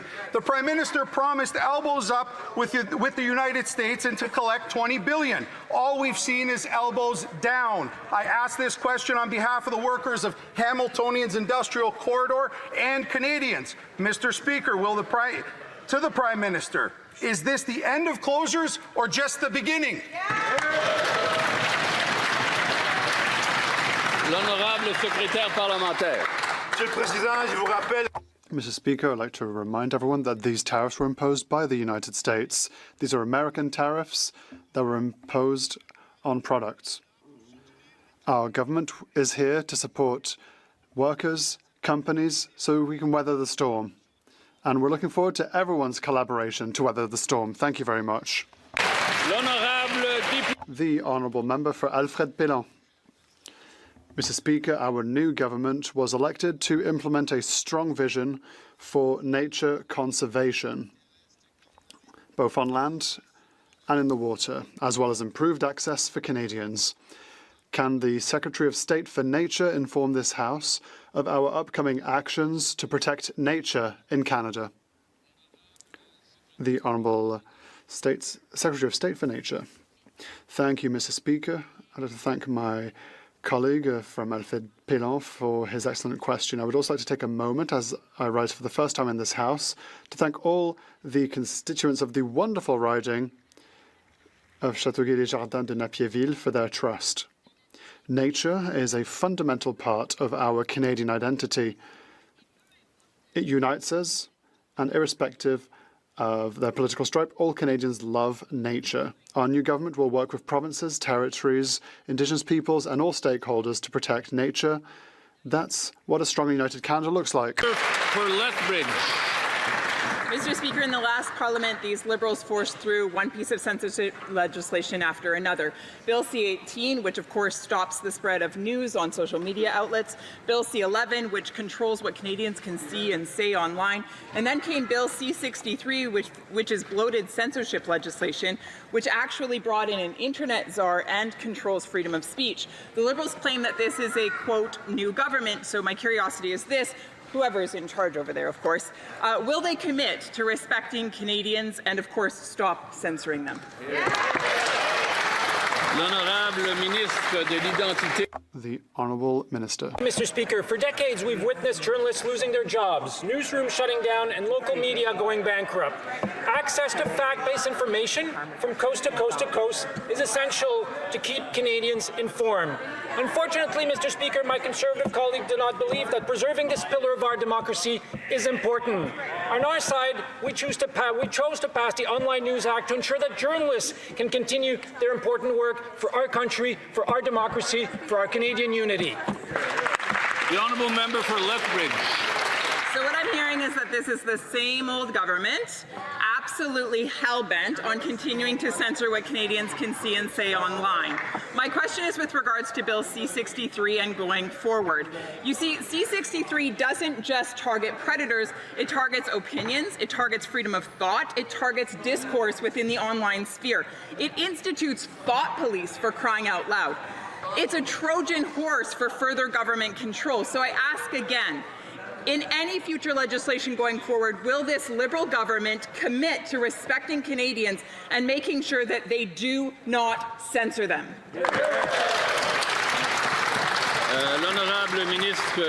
The Honourable Minister. Mr. Speaker, just about everything that the member said in her intervention is wrong. Bill C-11 ensures that Canadian artists get rewarded, as they should, by online platform, Mr. Speaker. Bill C-11 makes sure that Canadian content can be discovered by Canadians, by my kids, by all of our kids, instead of just international artists, Mr. Speaker. That's exactly what what Bill C-11 does. It gives the opportunity for Canadians to discover Canadian artists, something we should all support, Mr. Speaker. The Honourable Member for Elgin, St. Thomas, London South. Mr. Speaker, baseless smears like that are why these Liberals can't be trusted to regulate speech in this country. For years, this Liberal government has determined to censor what Canadians see and say online. From Bill C-11, which put the Liberals in control of YouTube algorithms, to Bill C-18, which squeezed out small and independent media, and to their thought crime Bill C-63. Now we learn in the National Post that cabinet ministers over there are all clamoring over who gets to be responsible for the latest online censorship law. So will the minister who gets to censor what Canadians say please reveal themselves now?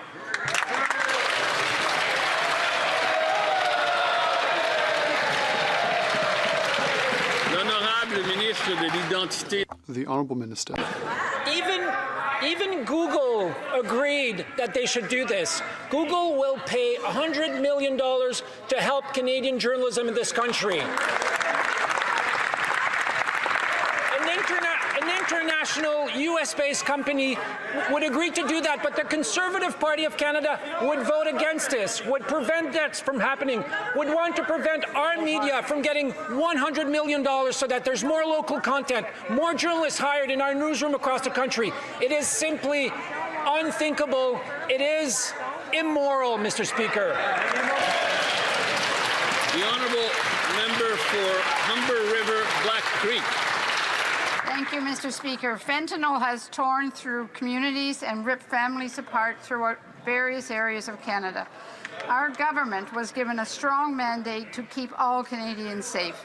Can the Minister of Public Safety update the House on the recent law enforcement seizures which are keeping drugs off the streets of Canada? The Honourable Minister of Public Safety. Mr. Speaker, allow me to thank my honourable colleague from Humber River Black Creek for her question and for her hard work. Every member of this House knows someone impacted by the fentanyl crisis. Earlier this week, the Ontario Provincial Police announced 2 operations that seized 43.5 kilograms of fentanyl, the largest ever fentanyl seizure in its history. Through the Strong Borders Act, we will ensure that police across the country have the tools needed to replicate the success of these operations. We will always be there, Mr. Speaker, to keep Canadians protected. The Honourable Member for Mégantic-l'Érable, L'Aude-Binière. Ils attendent qu'on décède pour... They're waiting for us to die before they give us our money. The issue, Mr. Speaker, is that the government disbursed $70 million to manage a problem. Since 2019, the company only reimbursed 16 victims, rejected hundreds of requests, like Mr. Nantais. When will EPIC be fired and a reimbursement be made so the money can go directly in the pockets of victims in Thetford mines and not in the pockets of consultants and lawyers? The Honourable Minister for Health. Mr. Speaker, first of all, no. And we know what all the victims have gone through. I will go back to my colleague's question later because I don't have an answer right now. The Honourable Member for Vancouver Kingsway. Speaker, during the last election, the Prime Minister said The old relationship we had with the United States based on deepening integration of our economies and military cooperation is over. But yesterday, a leaked document reveals his government is willing to participate in Donald Trump's Golden Dome missile defense system. Former Liberal Foreign Affairs Minister Lloyd Axworthy called this a betrayal of the vision Canadians voted for. Why is the Prime Minister deepening military integration with an unstable partner when we should be pivoting away? Hear, hear. The Honourable Minister of National Defence. Mr. Speaker, for 75 years, our government's has been an essential partner in strengthening NORAD, the only binational command in the world. We know that we live in a more dangerous world. That's why this new government has undertaken a wide array of discussions with the United States about a new security and economic relationship that benefits both of our sovereign nations. For example, the Prime Minister recently made a $6 billion new investment in an Arctic over-the-horizon radar system. We're actively strengthening, Mr. Speaker, Canada's presence in the continent, and we will build our country's national defence capabilities of all kinds. The Honourable Member for Winnipeg Centre. Mr. Speaker, Bill C-5 violates constitutional obligations, eradicates environmental protections, compromises workers' health and safety, and fails to hold corporations accountable in cases where violence is inflicted on Indigenous women and girls, a call to justice from the National Inquiry. Mr. Speaker, we thought Pierre Poilievre lost his seat, but it seems like he's leading the Liberal Party. Maybe that's why, Mr. Speaker. Is that why the government is trying to fast-track Bill C-5? The Honourable Minister of Transport. Mr. Speaker, we all know that Canada is facing a critical moment. We all know our country is being battered by U.S. tariffs. Last week, I was in Saskatoon, and around the table were premiers, NDP premiers, Conservative premiers, Liberal premiers. They all understood now is the time to build Canada, to tear down barriers to trade between ourselves. I really hope all members of this House will recognize the urgency of the moment and support this essential legislation. Yes. And that concludes question period for today. It being 3:09, the House will now proceed to the taking of the deferred recorded division on the motion at the second reading. Oral questions, questions orales. The Honourable Member for Brantford, Brant South, Six Nations.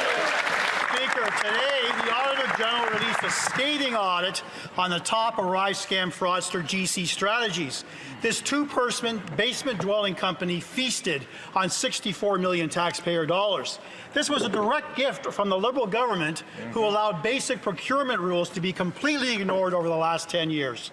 Canadians still don't know who did the work, what was done, if they were qualified, if they had security clearances. This is complete government incompetence. The ask is simple. When will taxpayers get their money back? The Right Honourable Prime Minister. Mr. Speaker, I thank the honourable member for his question. I thank the Auditor General for her service. I note that GC Strategy has been prohibited from government contracts for 7 years, and it's that standard, the minimum.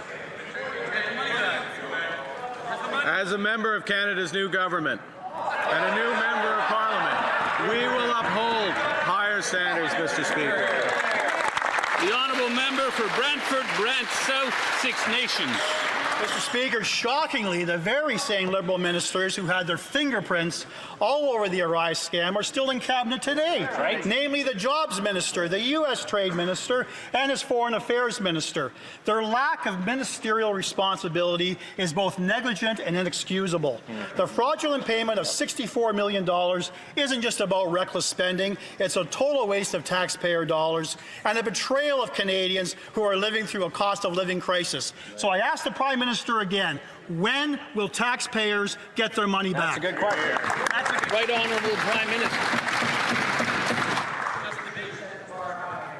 Mr. Speaker, I would like to commend the members opposite for supporting the Making Life More Affordable Act to get taxpayer dollars back to Canadians. And commit. This government is committed. This new government is committed to making the best use of all taxpayers' dollars. The honourable member for Selkirk Interlake. Mr. Speaker, the Auditor General just slammed these Liberals in her report this morning and said what we've known all along. The Liberals have broken our military. Today's F-35 report criticized the Liberals for misleading cost projections that are 50% higher by over $14 billion, ongoing construction delays for necessary infrastructure, ignoring the severe pilot and mechanic shortage, and implementing weak oversight mechanisms. The ministers who are responsible for this debacle are still sitting in here. Will the Prime Minister hold them accountable for this mess? Here, here. The Right Honourable Prime Minister. Mr. Speaker, I'd like to know if the member opposite holds himself accountable for letting military spending fall below 1% of GDP. When the Conservatives were in government. This government has doubled military spending in cash terms. We're meeting our NATO obligations this year, leading from the front. The honourable member for Selkirk Interlake. Prime Minister, we actually delivered for our military. We bought brand new 5 CF-18 Bullmasters, new Hertz, new Leopard tanks, new Chinook helicopters. We delivered. Instead, what we got here is an Auditor General report referenced her 2018 report on Canada's fighter jets. That report said the biggest obstacle to meeting operational requirements was a shortage of fighter pilots and technicians. Over the last Liberal decade, the Liberals have worsened this capability gap through mismanagement and completely ignoring the Auditor General's recommendations. So the question is, the Foreign Minister who was responsible for the military back in 2018 is still in his cabinet. Why? Good question. The Right Honourable Prime Minister. Mr. Speaker, I was proud to stand yesterday with the Minister of National Defence, the Chief of the Defence Force, and announce the largest increase in military expenditure in decades. Building our military strong, building our military with Canadian technology, Canadian jobs, Canadian steel, Canadian aluminum. That's what the review of the F-35 is about. That's what the future of this country is about. The honourable member for Charles-Haute-Saint-Charles. Mr. Speaker, the Auditor General severely has criticised the government's management of the F-35 fighter purchase. It's now 50% over budget, $30 billion in costs. There are delays in construction, a lack of personnel, and insufficient oversight are threatening this project, and Canadians are paying the price. And the Prime Minister seems to have forgotten to mention that the new money announced yesterday is just to pay these cost overruns. He promoted the former Defence Minister. Why? The Right Honourable Prime Minister. Mr. Speaker, one of the first measures that I took was a review of the F-35 contract. Because we have to do what's right for Canadians, what's right for Canada, what's right for our security, and we will report back to Parliament over the summer. The Honourable Member for Charles-Haute-Saint-Charles. The Prime Minister is the only thing that's new in this government, because the rest of the government is an old government, and we're seeing the problems with this incompetent old government. We've learned today, Mr. Speaker, from the Auditor General, that the main subcontractor of Arrive scam got $64 million from this Liberal government, even if it was under investigation by the RCMP. GC Strategies is a company with just 2 employees. It got 106 contracts from 31 federal organizations for a total value of $92.7 million. Is that Liberal incompetence, or is it corruption, or is it both? The Right Honourable Prime Minister. Mr. Speaker, last year, after an independent process, the government suspended that company for 7 years. It's done. It's over. The Honourable Member for Belleuil-Chambly. Mr. Speaker, sit down. It's a little complicated. The Prime Minister gave Canadians back money that they had not paid. So it's an advance for a sum of money that they will not pay back.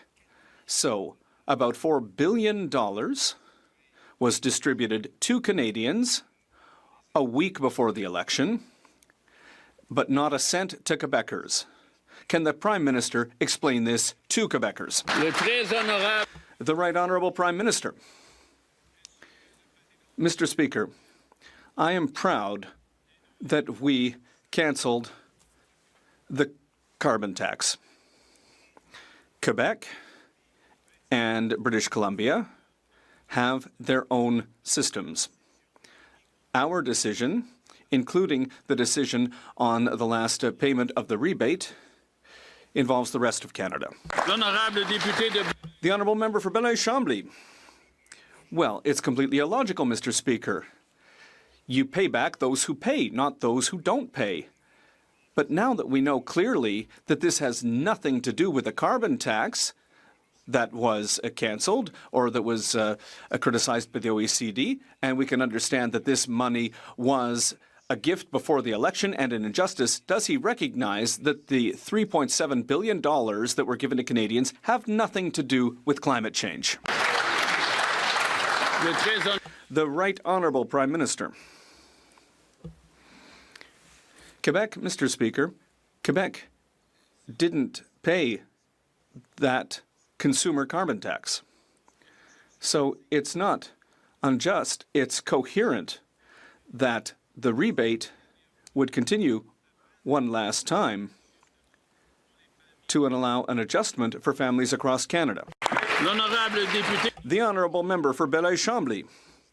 Mr. Speaker, I would be very happy to explain this because the carbon tax that applies in Quebec since 2013, I put it in place as Minister of the Environment. I'd be happy to explain that. The Prime Minister clearly is better with numbers than with facts. Will he compensate Quebecers for the $814 million that he owes them? The Right Honourable Prime Minister. Mr. Speaker,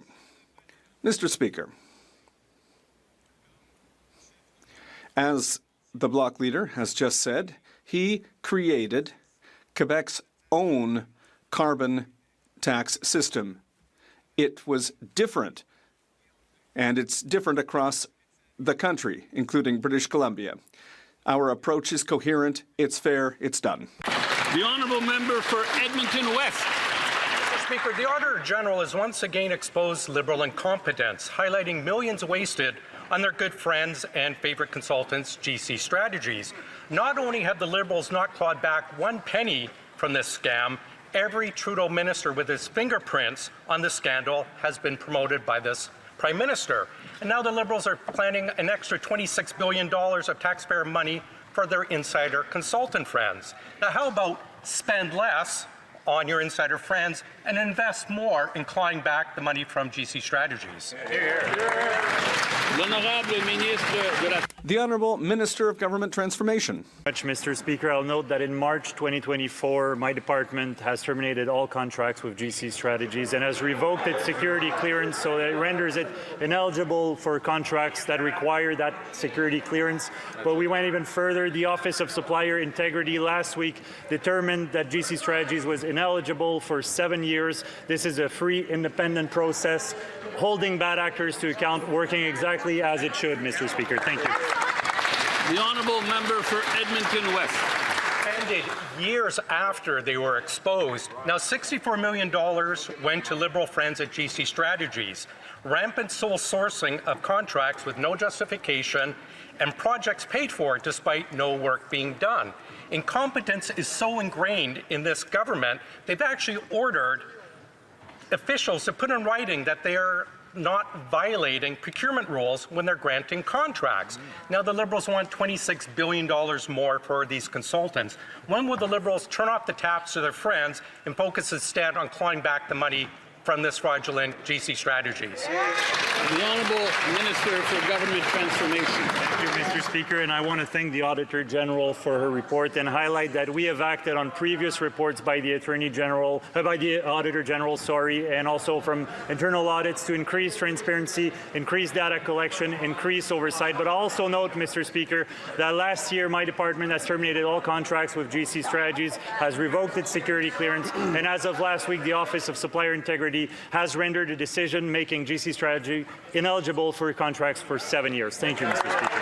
The Honourable Member for Calgary-Midnapore. If you're spending $64 million on a product, you would probably think to at least do some price comparisons. Yet the Liberal government did no such thing. The Auditor General said that in 82% of GC Strategies contracts examined, there was no evidence that fees were being charged by this two-person company were based on a fair market value.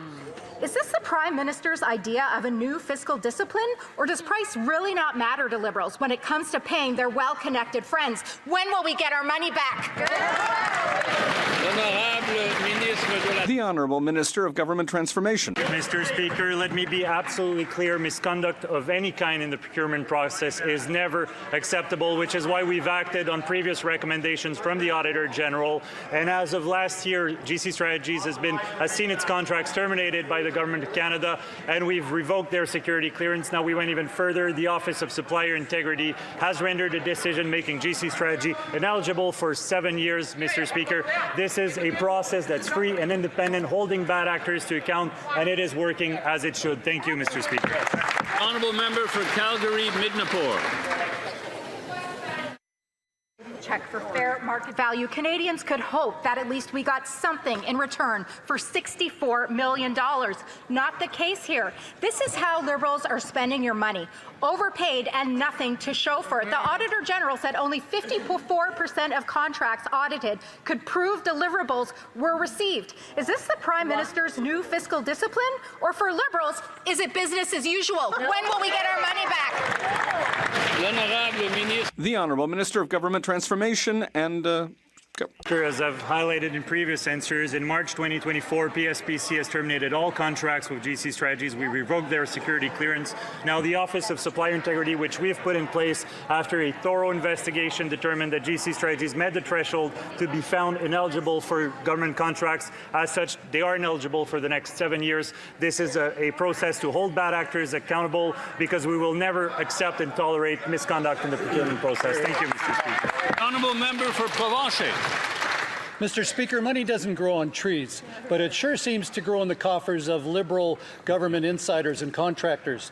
Today we learned through the Auditor General's blistering report that 31 service procurement contracts had been awarded to GC Strategies for $92 million. Wow. The ministers didn't enforce security, the ministers didn't monitor contracts, and they didn't follow proper procurement policies. But guess what, Mr. Speaker?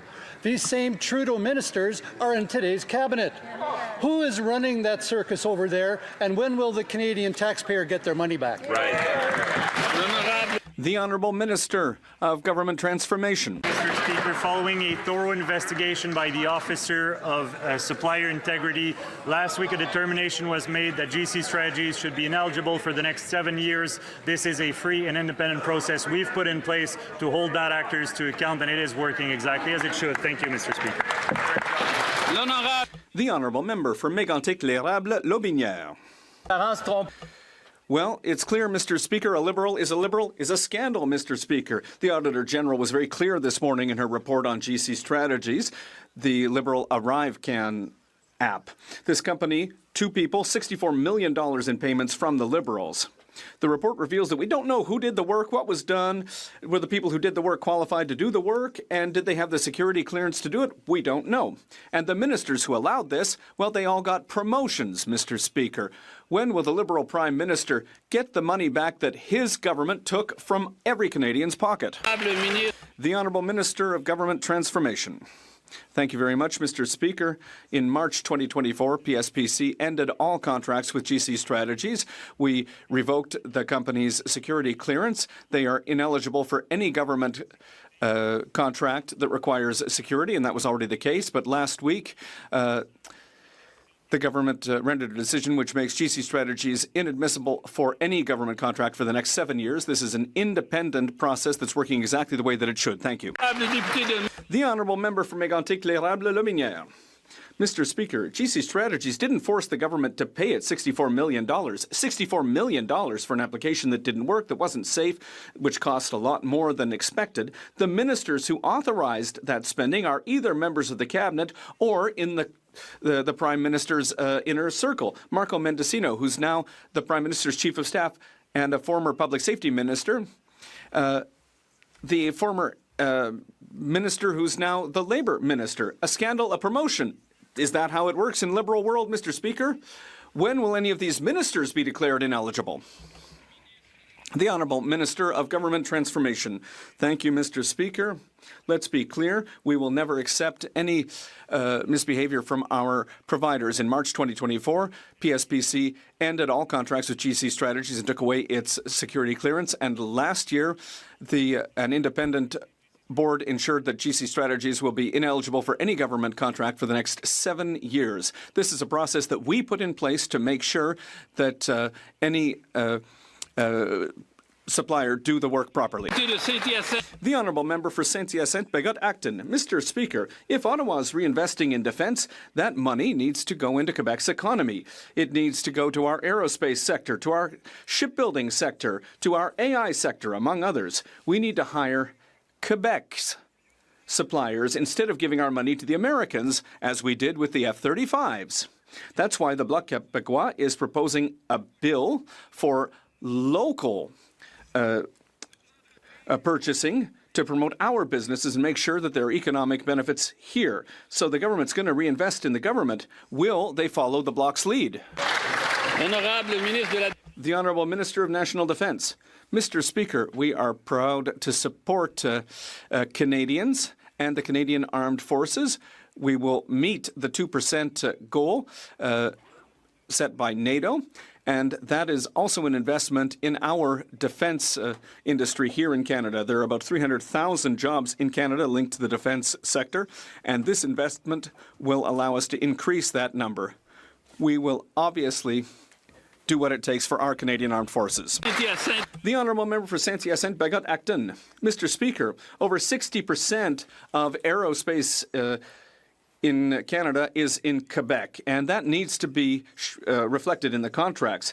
Expertise in icebreakers, well, it's Quebec's shipbuilding industry that has it, and let's remember that Quebec didn't get its fair share in the shipbuilding strategy. AI is another strength in Quebec. That also needs to be reflected in the contracts. Quebec deserves at least 22% of all defence investments, its fair share. But will the Minister commit to making that a floor for investment in Quebec? The Honourable Minister of National Defence. Mr. Speaker, this is good news for Canada, for Canadians, and for our Canadian Armed Forces. Yesterday, the Prime Minister announced an investment of $9.3 billion in Canada's defence. This means that we will hit this fiscal year the 2% target set by NATO. We are strengthening Canada's role as an international partner that is strong and reliable within NATO while rebuilding and rearming our Canadian Armed Forces.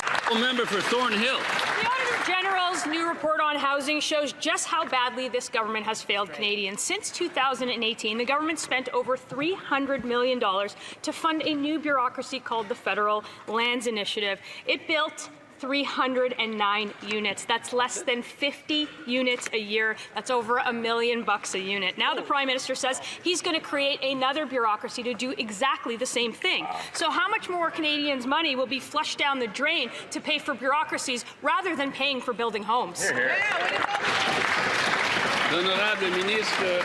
The Honourable Minister of Government Transformation. Thank you very much, Mr. Speaker, and I want to thank the Auditor General for her report regarding office space and federal lands, and I'll note that we accept all recommendations, but I also know that she highlights that progress has been made, and we're on the way to meeting our objectives in terms of affordable housings on public lands, on federal lands, and this is very good news for Canadians, Mr. Speaker. Thank you.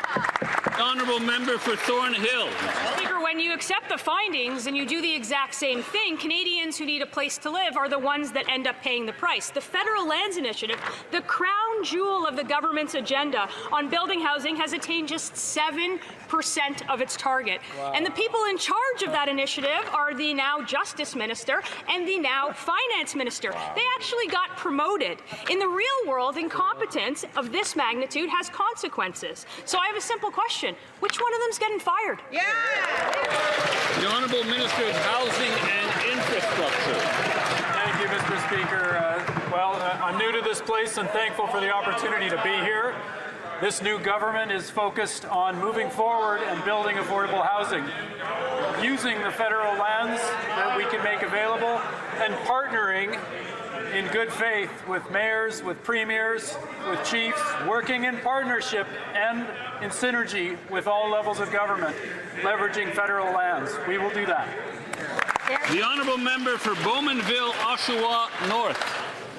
Mr. Speaker, Liberals have spent over $300 million on a housing program, claiming they would build 4,000 units. In 7 years, they built 309. To put it bluntly, that's not close at all. They've missed the mark by 93%. So the question I have for the Prime Minister is how can he continue to have the minister responsible for this failure in his cabinet? And how can he promote that failed minister to now be our Minister of Justice? Great question. The Honourable Minister of Housing and Infrastructure. Thank you, Honourable Speaker. We have a great opportunity here to build housing, and when you look at the pathetic performance of Housing Minister Pierre Poilievre, who delivered six affordable housing units. Six in 1 year. That is a great point. And 0 in the city of Vancouver, where I was serving. Yeah, 0. that's right. That's a record that is deplorable, and that's a record that this government will never repeat. We are focused on building big. The Honourable Member for Nanaimo, Ladysmith. On Vancouver Island, high prices are pushing thousands of families and seniors out of the housing market. Meanwhile, the Auditor General says government is sitting on empty office buildings and surplus land. They promised 4,000 homes through their signature housing initiative. After 7 years, they've delivered a measly 309. For this failure, the housing minister has been promoted to the justice portfolio. There's no justice in that, Mr. Speaker. How can the Prime Minister reward such failure while people in my riding are struggling to find a place to live? The Honourable Minister of Housing and Infrastructure. Thank you, Honourable Speaker. Well, I'm very honoured to be here as the new Housing and Infrastructure Minister and to go forward with initiatives that will deliver affordable housing across Canada. We will look for the support of the members opposite. We will look for partnerships with all levels of government to deliver that. We use all of the tools of the federal government to deliver with Build Canada Homes. We have a lot of opportunities ahead of us. We've got to stay focused and working together. The Honourable Member for Bellechasse-les-Échemins-Lévis. Mr. Speaker, in 2017, the government found that 50% of federal offices were vacant or underutilised. The Liberals said they would cut that number in half to create housing. 8 years later, the Auditor General has confirmed a less than 2% reduction. None of the 10 properties promised in the capital have been transferred, and barely 309 of the 4,000 housing units have been built. Once again, big talk, but absolutely no walk. Why is the Liberal government failing to deliver, even when the need is so great and the money has already been budgeted? The Honourable Minister for Government Transformation. Thank you very much, Mr. Speaker. I'd like to thank the Auditor General for her report, and we accept all of the recommendations therein to make sure that we meet our objectives when it comes to federal spaces and rental spaces. In the report, however, she also clearly maintains that we are on target for affordable housing. Thank you, Mr. Speaker. Member for Dartmouth, Cole Harbour. Thank you, Mr. Speaker. Now more than ever, it's critical to invest in Canadian industry as we rebuild Canada's national defence capabilities.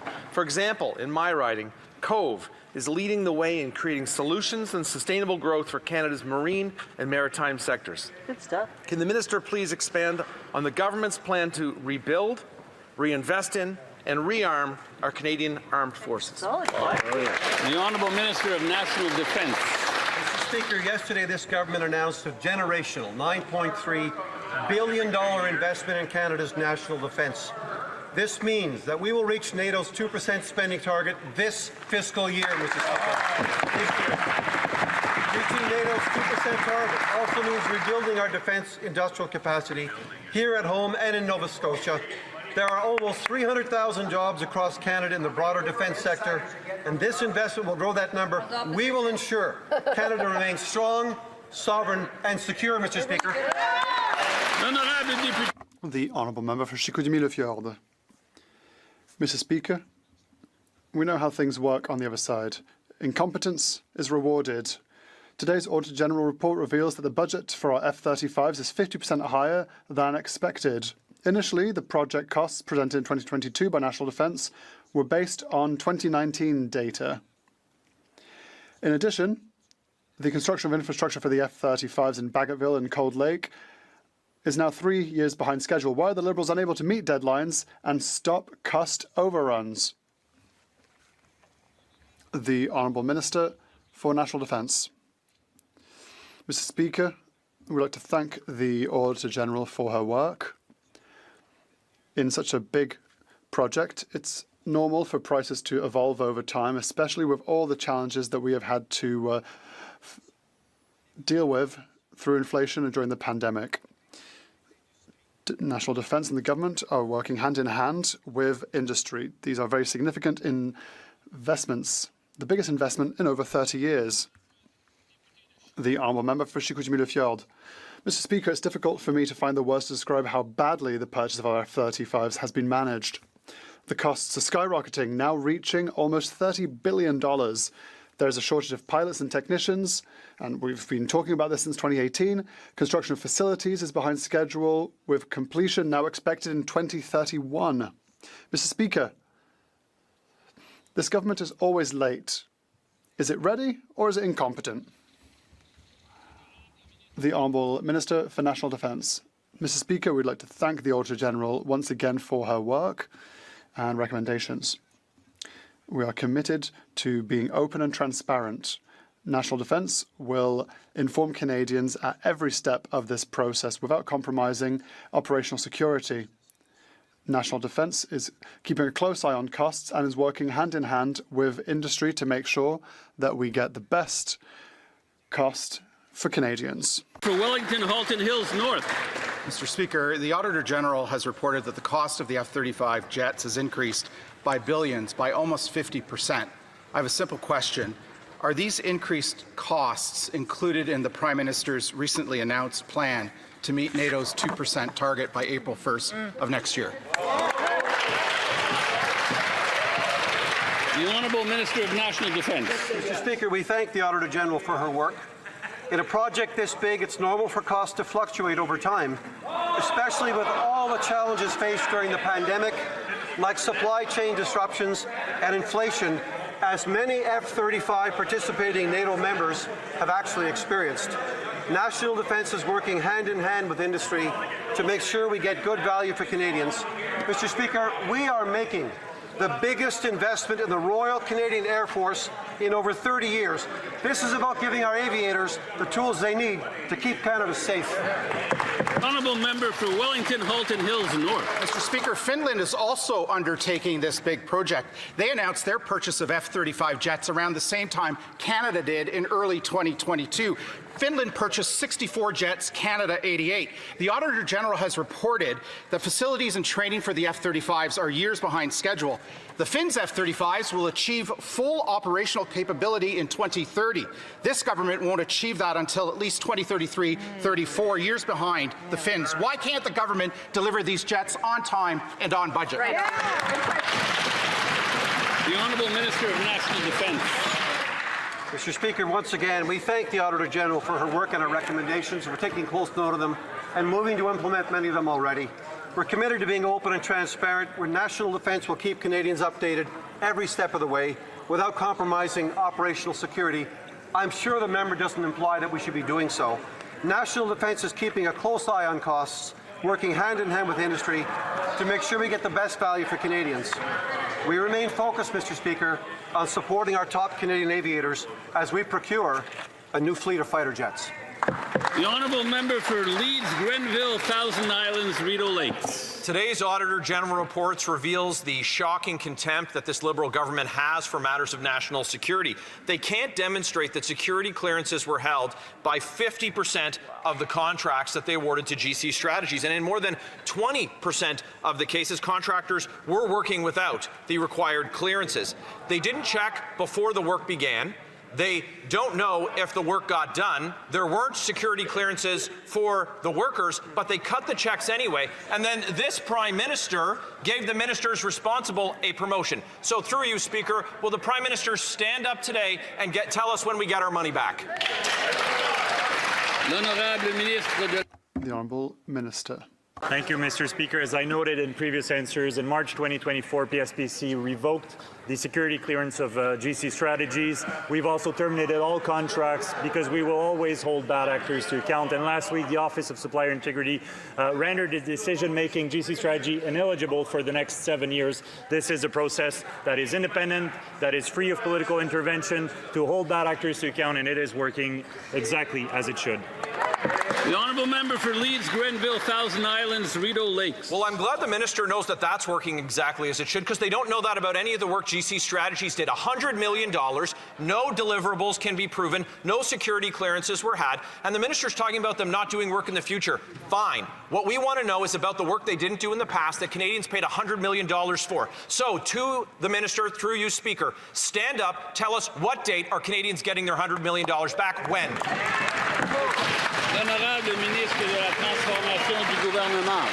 Thank you very much, Mr. Speaker, and I want to thank the Auditor General for her report. As I've mentioned earlier, the Office of Supplier Integrity has rendered a decision last week making GC Strategy ineligible for future contracts by the Government of Canada. Thank you very much, Mr. Speaker. Member for St. Albert, Sturgeon River. Mr. Speaker, these Liberals handed $20 million taxpayer dollars to GC Strategies for their Arrive scam. This for a company that did no work, whose office was raided by the RCMP and is implicated in fraud. And today we learn from the Auditor General that millions more went to GC Strategies without any proof that work was done. This is absolutely outrageous. When can taxpayers expect a refund? When? The Honourable Minister of Government Transformation. Thank you, Mr. Speaker, and I want to thank the Auditor General for her report, and we've acted on all recommendations she's made in previous reports as well as internal audits. And as I've noted earlier, the Office of Supplier Integrity last week made a decision to make GC Strategy ineligible for future contracts for a period of 7 years. Thank you, Mr. Speaker.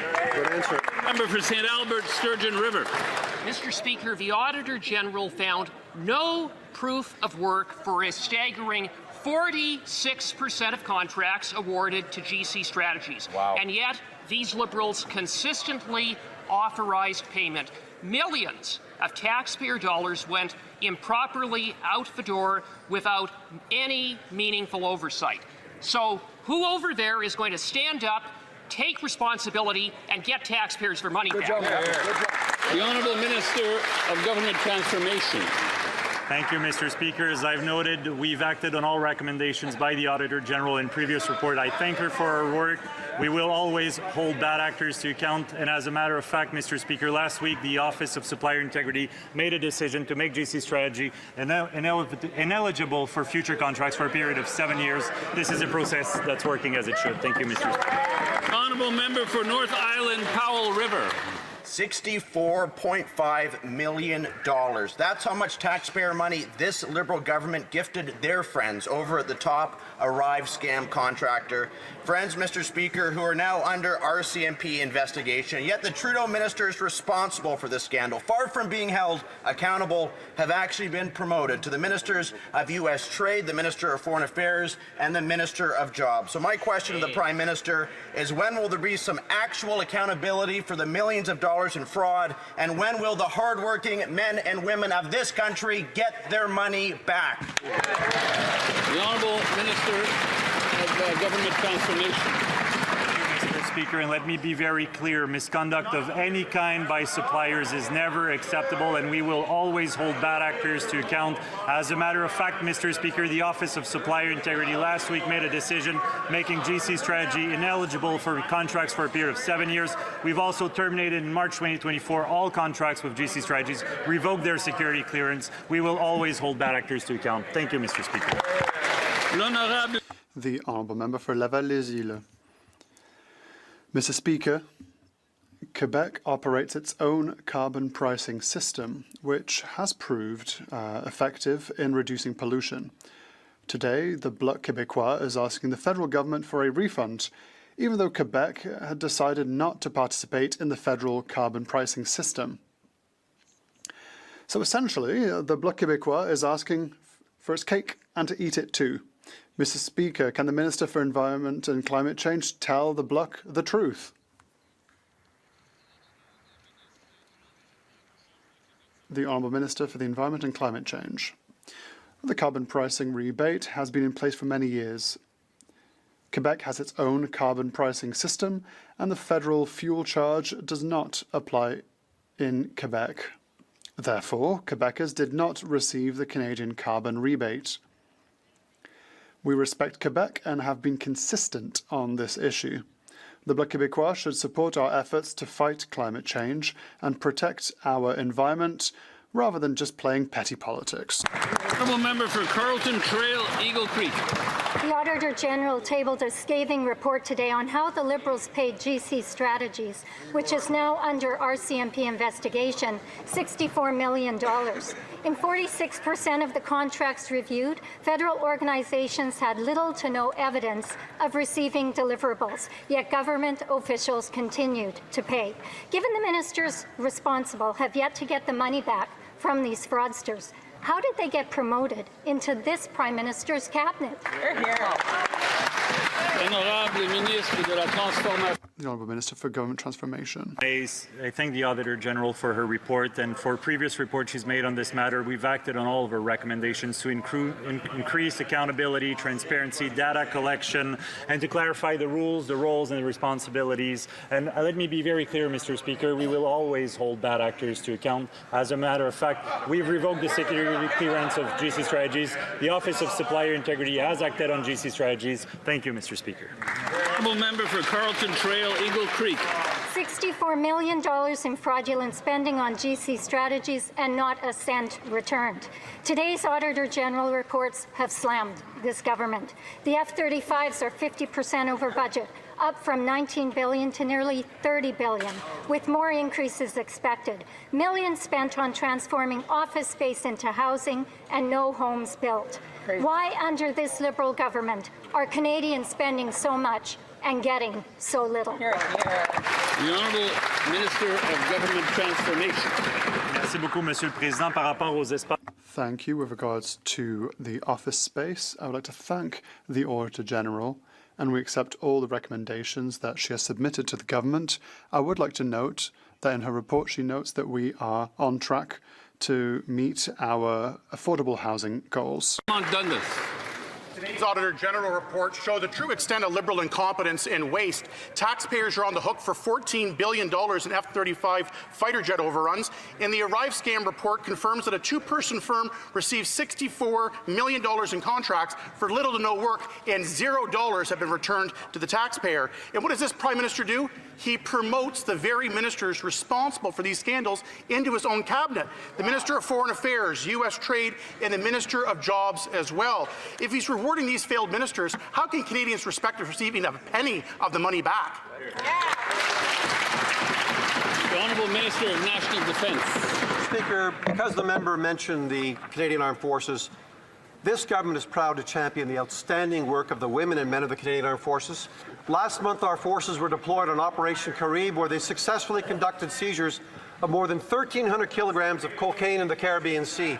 This month, our forces have been deployed across Canada on Operation Lentus to evacuate Canadians from dangerous wildfires, and that work continues in Sandy Lake today. The contributions of our brave forces at home and around the world are simply and incredibly remarkable, Mr. Speaker. The Honourable Member for Scarborough Agincourt. Thank you, Mr. Speaker. Right now, trade diversification is top of mind for many of the small businesses in Scarborough, Agincourt, and also for Canadians across the country. Our new Minister of International Trade has already met with counterparts and business partners in South America and Europe. Can the Minister of International Trade tell us how he plans to diversify Canada's trade portfolio in the current geopolitical climate? The Honourable Minister for International Trade. Thank you, Mr. Speaker. I'd like to thank my colleague from Scarborough Agincourt for her tireless advocacy. Mr. Speaker, I've hit the ground running. A couple of weeks ago, I was in Ecuador meeting with regional leaders and marking the conclusion of a new trade agreement that's to come. Last week, I was in Paris meeting with a dozen trade ministers to talk trade and economic opportunities. Mr. Speaker, Canada has what the world needs. I will continue working with industry leaders to discuss opportunities around the Indo-Pacific, European Union, and many regions around the world. Mr. Speaker, trade diversification will help create jobs here at home and help build the fastest growing economy in the G7. Thank you. The Honourable Member for Kitchener South, Hespeler. Mr. Speaker, the Arrive scam contractors made off with $64 million of taxpayer dollars.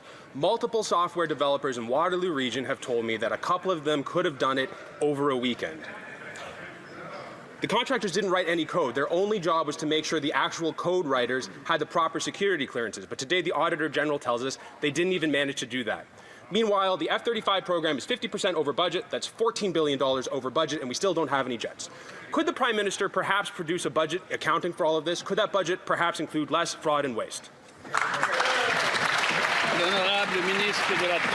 The Honourable Minister for Government Transformation. Thank you very much, Mr. Speaker. I'd like to thank my colleague for his question. I would also like to thank the Auditor General for her work and her recommendations. We've acted upon previous reports to make sure there's more accountability and transparency from our providers, because we'll always hold them to account. And so, Mr. Speaker, my department in March 2024 revoked GC Strategy's clearance, ended all contracts in last week. The company has been deemed inadmissible for 7 years.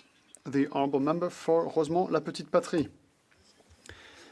Mr. Speaker, the Prime Minister keeps saying that he won't be able to impose a pipeline without the agreement of the provinces. The problem is that his Bill C5 does not say that at all. In fact, it says quite the opposite. In fact, once a project is deemed to be in the national interest, it's over. It's over. Game over. Neither the provinces, nor the First Nations, nor Canadians, nor Quebecers, nor cities will be able to stop it. It will happen, whatever the cost, and it will take 2 years at most. That's a huge gift for big companies. Why does the Prime Minister, who was elected to prevent the Conservatives from winning, think it's a good idea to realise Pierre Poilievre's wildest and most dangerous dreams? The Honourable Minister for Transport and Domestic Trade. Mr. Speaker, 1 week ago, I was in Saskatoon with the Prime Minister and the Premiers of provinces and territories, including the Premier of Quebec. Every single Premier talked about the need to build significant projects throughout Canada. For example, the projects in Montreal. I spoke about my Montreal projects with Minister Guilbeault of Quebec. We have to build Canada, and we must do so together. Honourable Member for Edmonton Strathcona. Mr. Speaker, Canadians were shocked to learn that Indian Prime Minister Modi has been invited to the G7 meetings here. This is deeply troubling and hurtful for the Sikh community and for all Canadians that are concerned about human rights and foreign interference. And now we find out that the Saudi leader has also been invited.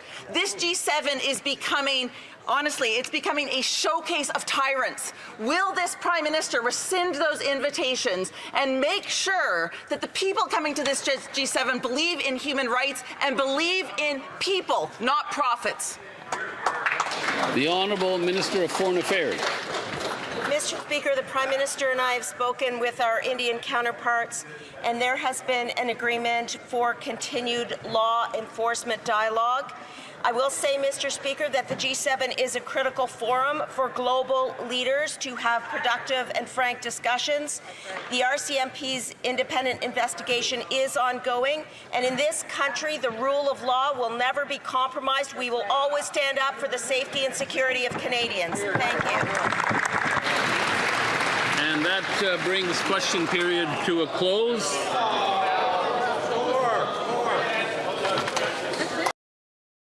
questions, questions orales. The honourable member for Leeds, Grenville, Thousand Islands, Rideau Lake. Today, Conservatives have tabled a motion in this House that the Liberal government finally put forward a fiscally responsible budget. This Prime Minister says that he wants to be held to account based on what Canadians are paying for their groceries. But instead of putting forward a budget or bringing down grocery prices, he's introduced $500 billion in what we can only assume is more inflationary spending, with Canadians expected to pay an additional $800 in groceries this year over what they paid last year. Our ask is very simple for this Liberal government after 10 years of their inflationary spending. The Honourable Minister of Finance. Mr. Speaker, there will be a budget in the fall of this year, but you know what's a bit rich for Canadians watching at home is to see these Conservatives who have consistently, at every step of the way, voted against affordability measure. Mr. Speaker, they voted against childcare. They voted against pharmacare. They voted against the dental program we have in Canada. Mr. Speaker, how can you stand up in this House seriously and criticize this government where at every step of the way you fail Canadians to have their back in times of needs? The honourable member for Leeds, Grenville, Thousand Islands, Rideau Lake. Conservatives have consistently voted against all of the inflationary spending and their half measures that would see those savings vaporized by their continued inflationary spending, and we'll keep voting against it unless we see a responsible budget from this government for once. Moms and dads, small businesses, single Canadian seniors, they all have to table a budget. They have to live by a budget. So why is it that these Liberals, while food prices are going through the roof and moms are having to water down the milk that they give to their babies, these Liberals won't just table a budget? The Honourable Minister of Finance. Mr. Speaker, Canadians know that when we have a choice, we will always side with them, Mr. Speaker. We have sided with children in this country to make sure that it would have a national food program. We have sided with our seniors to make sure there would be a dental program in this country. We have sided with young families, Mr. Speaker, to make sure there will be childcare. On this side of the House, Mr. Speaker, we will always side on the side of Canadians, whether they're young, whether they're seniors, whether they're workers. Canadians, we have their back. That's what we said. That's what we'll do, Mr. Speaker. The honourable member for Barrie South, Innisfil. Well, food prices up has replaced elbows up at grocery stores lately as food inflation has tripled in the past 2 months. It's so bad now that even sale items are too expensive for Canadian families, and you'll be lucky, Mr. Speaker, if you walk out of a grocery store with 2 bags for less than $80. Inflationary spending must be reversed so Canadians can afford to put food on the table. Will the Liberals present a budget to show that they are at least trying to bring food prices down? The Honourable Secretary of State for the Canada Revenue Agency and Financial Institutions. Thank you, Mr. Speaker. Mr. Speaker, this new government is a government of action. And this is what action looks like. We're rapidly advancing legislation to cut tax for 22 million people, cut the tax on first home purchases, and permanently cut the consumer carbon tax. That's right. I hope, Mr. Speaker, the Conservatives will cut the rhetoric and join us in advancing this legislation. Thank you. The honourable member for Barrie South, Innisfil. Well, the Prime Minister said that he should be judged by the prices at the grocery store, so let's do that. Food inflation has tripled in the past 2 months. Canadian families will pay $800 more on food this year than last year. So there goes their tax cut. That's about $17,000 on food alone this year. Families, single moms, and seniors are at a breaking point, and this can't go on. Do the Liberals not see that their inflationary spending is doing to families, or do they just not care? Why won't the Prime Minister table a budget and show the true cost of his inflationary deficits and debts? The Honourable Secretary of State for the Canada Revenue Agency and Financial Institutions. Thank you, Mr. Speaker. Let's look at some economic facts. Inflation is down from 8.1 to 1.7% over the last 2 years. Workforce participation is 65.3% compared to the U.S. at 62.5%. We have a AAA credit rating from Moody's. Mr. Speaker, the fundamentals of our economy are strong, and we're going to continue to build the strongest economy in the G7. Thank you. The honourable member for Mégantic-L'Érable. Lotbinière. Today, the Liberals are going to have to choose between continuing to make Canadians hungry or voting for our motion to table a budget this spring. Groceries cost a fortune. Food banks are having a hard time keeping up, and they're saying there's a social emergency. All of this because of the inflationist policies of this Liberal government and this Prime Minister. And it's Sylvain Charlebois, not me, who's saying that a major part of inflation in Canada's grocery stores is caused by government policies. Will the Prime Minister table a budget this spring and end, once and for all, Liberal food inflation? The Honourable Minister of Finance. Mr. Speaker, Canadians have already made their choice, Mr. Speaker, and that's why we are in power, because they know that a Liberal government is a government that is going to be there for families. It's a government that will be there for kids. It's a government that is going to be there for our seniors, Mr. Speaker. And what's really strange today for people who are watching at home is that at every opportunity that the Conservatives have had to make a choice, they have always voted against measures to help Canadians. Mr. Speaker, we won't take any lessons from the Conservatives on this. We'll continue to fight for Canadians. The honourable member for Mégantic-L'Érable, Lotbinière.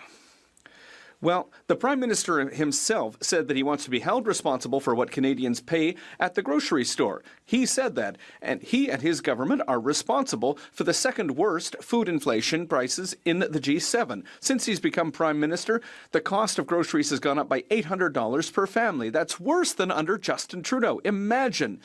He's increased spending by 8% without a budget. He promised to keep it at 2%. Will he present a budget this spring, yes or no, or will he continue to be as irresponsible as his predecessor?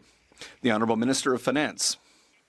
Mr. Speaker, the responsible thing to do is exactly what we've done, which is to cut taxes for 22 million Canadians, Mr. Speaker. That was the responsible thing to do. The responsible thing to do is to make sure that Canadians have more money in their pockets, Mr. Speaker. That's one of the best affordability measures there is. On this side of the House, we are going to continue to fight for families. We're going to continue to fight for kids, continue to fight for seniors. Together, Mr. Speaker, we can build a Canada strong. The honourable member for Saint-Jean.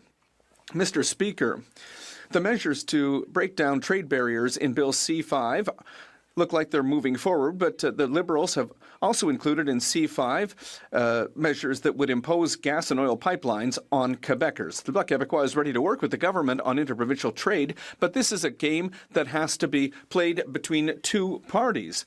If the Liberals want to collaborate, we can do that, but if they want to impose pipeline projects, there's going to be a problem. Will they split Bill C5? The Honourable Minister of Transport and Internal Trade. Mr. Speaker,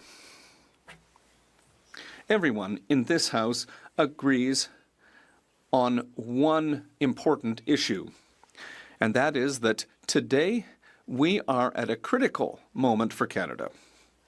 We are facing a tariff threat from the United States, and in this critical time, all members in this House need to work together to build one Canadian economy, to create the strongest economy in the G7.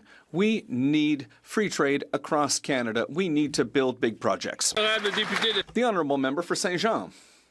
Mr. Speaker, the second part of C5, the Building Canada Act, could also be called an act to destroy the planet.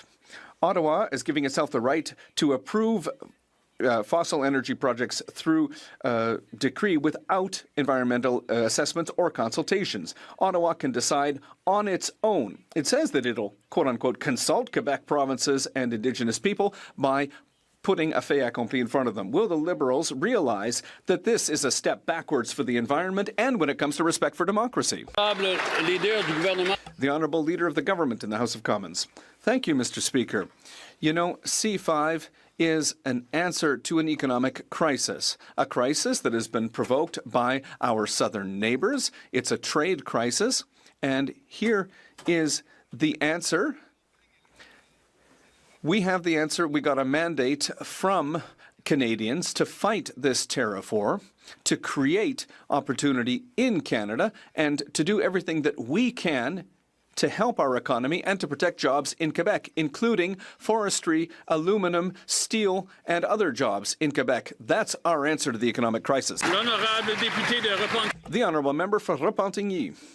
Mr. Speaker, 6 weeks after the election, let's look at the Liberals' environmental record. They got rid of the consumer carbon tax. They authorized offshore oil exploration in Newfoundland. The Toronto Star has revealed that they're looking at getting rid of the emissions cap for oil and gas. And with Bill C-5, they want fossil energy projects to be able to move forward without environmental assessments. According to Ecojustice, no law has ever given more power to the government in the entire history of modern environmental law. So at the end of the day, what's the difference between the Liberals and Pierre Poilievre? The Honourable Minister of the Environment and Climate Change. Well, there's a huge difference between a Liberal government and a Pierre Poilievre government. We think that we need to protect the environment, and we are working on that every single day. We are working to make sure that we have clean energy, and we will continue to do our homework to make sure that we can build Canada strong while protecting the environment. The Honourable Member for Barrie, Springwater, Oro, Medonte. Mr. Speaker, under this Liberal government, the cost of groceries and food prices continue to skyrocket. This year alone, the cost of apples is up 19%. Beef strip loin is up 34%, white rice is up 14%, and infant formula is up 9%. We know this Liberal government's deficit spending drives inflation and leads to higher prices at the grocery store. Will the minority Liberal government table a budget that reverses this inflationary spending so Canadians can afford to put food on their table? Hear, hear. The Honourable Minister of Jobs and Families. Mr. Speaker, child poverty is down 38% since 2015, and overall 26% in the general population 18 to 65, Mr. Speaker. But, you know, the party opposite could help by not voting against things that make it better for Canadians, like things like the Canada Child Benefit or dental care or the school food program or supports for apprentices. Mr. Speaker, every step of the way, the Conservative Party stands in the way of families. The Honourable Member for Barrie, Springwater, Oro, Medonte. Mr. Speaker, the Prime Minister said he wants to be held accountable for what Canadians pay at the grocery store. This year, Canadians are spending $800 more on groceries, and the Barrie Food Bank is now supporting upwards of 7,000 people per month, 37% of which are children. Instead of offering relief and a real fiscal plan, this Prime Minister is spending $500 billion without telling Canadians where the revenue is coming from. When will this Prime Minister table a budget that fights inflation so that Canadians can afford to feed their families? The Honourable Minister of Jobs and Families. Mr. Speaker, a tax cut for 22 million Canadians is exactly the kind of support that Canadians are asking for. And that's why they elected us, Mr. Speaker, because they know that when things are difficult for Canadians, that they can count on the Liberal government to be there for them, whether it's to help raise healthy children, make sure their kids get a good breakfast in the morning, or make sure that they too can afford childcare so that they can continue to grow and earn great livings across this country. Mr. Speaker, we'll be there for Canadians. The Honourable Member for Ponoka, Didsbury. Mr. Speaker, it's official. This new Liberal Prime Minister refuses to present a spring budget, even though Canadians have been without one for over a year. But in that time, students have had budgets, families have budgets, small businesses have budgets, towns and cities have budgets, provinces and territories all have budgets, banks have budgets. Pretty sure Brookfield's got a budget. So why doesn't this government have a budget? The last guy thought that budgets balance themselves. Does the new guy think that budgets just draft and table themselves? The Honourable Minister of Finance. And Mr. Speaker, he failed to mention one, and Canada will have a budget in the fall, Mr. Speaker, of this year. That's one thing that he forgot to mention to Canadian. But you know what is responsible to do, Mr. Speaker, is the first thing we did when we came to this House was to lower tax for 22 million Canadians, Mr. Speaker.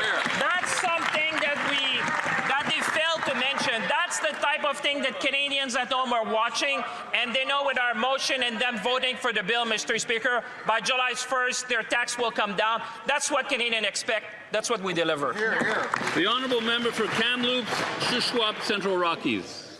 Mr. Speaker, Canadians from Field, BC and the Rockies to the ranchlands of Kamloops tell me that family budgets are being destroyed by Liberal inflationary spending.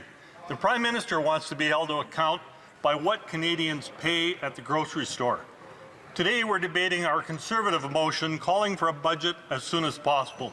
Will this Liberal government table a budget and reverse their inflationary spending so that Canadians can afford to put food on the table?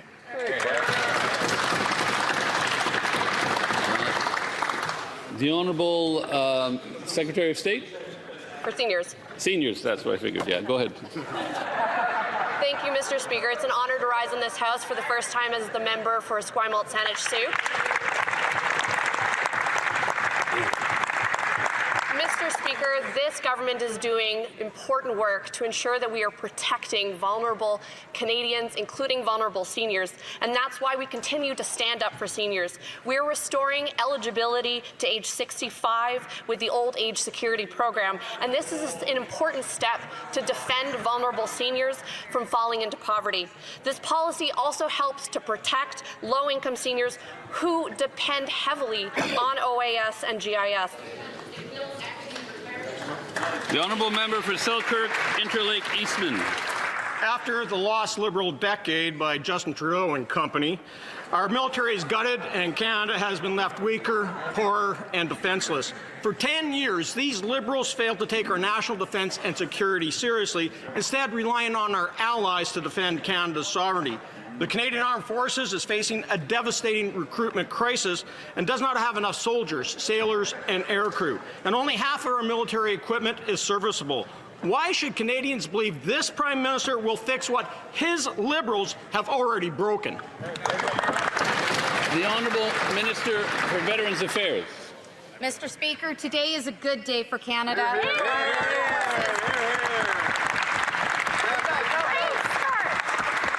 This morning, the Prime Minister announced a $9.3 billion investment in Canada's defence, which means we will achieve NATO's 2% target this fiscal year. This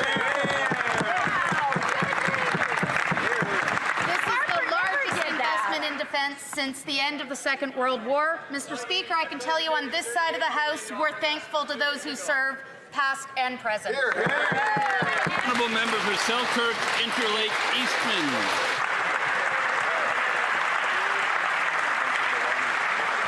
Mr. Speaker, nobody believes them. After 10 years of these Liberals, our warships are rusting out, our fighter jets are worn out, and our troops are burnt out. Today, the Canadian Armed Forces is short 13,000 troops due to those Liberals' recruitment and retention crisis. An additional 10,000 personnel are undertrained and undeployable. Over the past decade, the Liberals lapsed $12 billion in defence spending and cut $2.7 billion over the last year from the military. Why would our troops leave anything this Liberal government says, since the Liberals are responsible for breaking our military?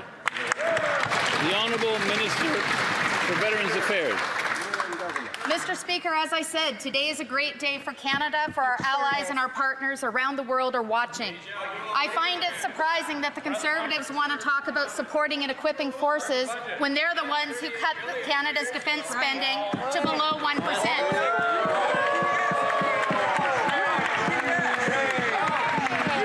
On this side of the House, Canada's new government is investing now to re-equip, rebuild, and bolster our armed forces and our defence industrial capacity.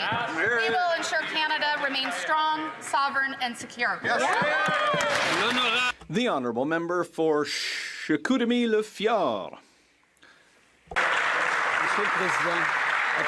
Mr. Speaker, after 10 years of these Liberals, our fighter jets are worn out, our warships are rusting, our troops are exhausted, we're missing 13,000 troops. Recruitment and morale has never been lower.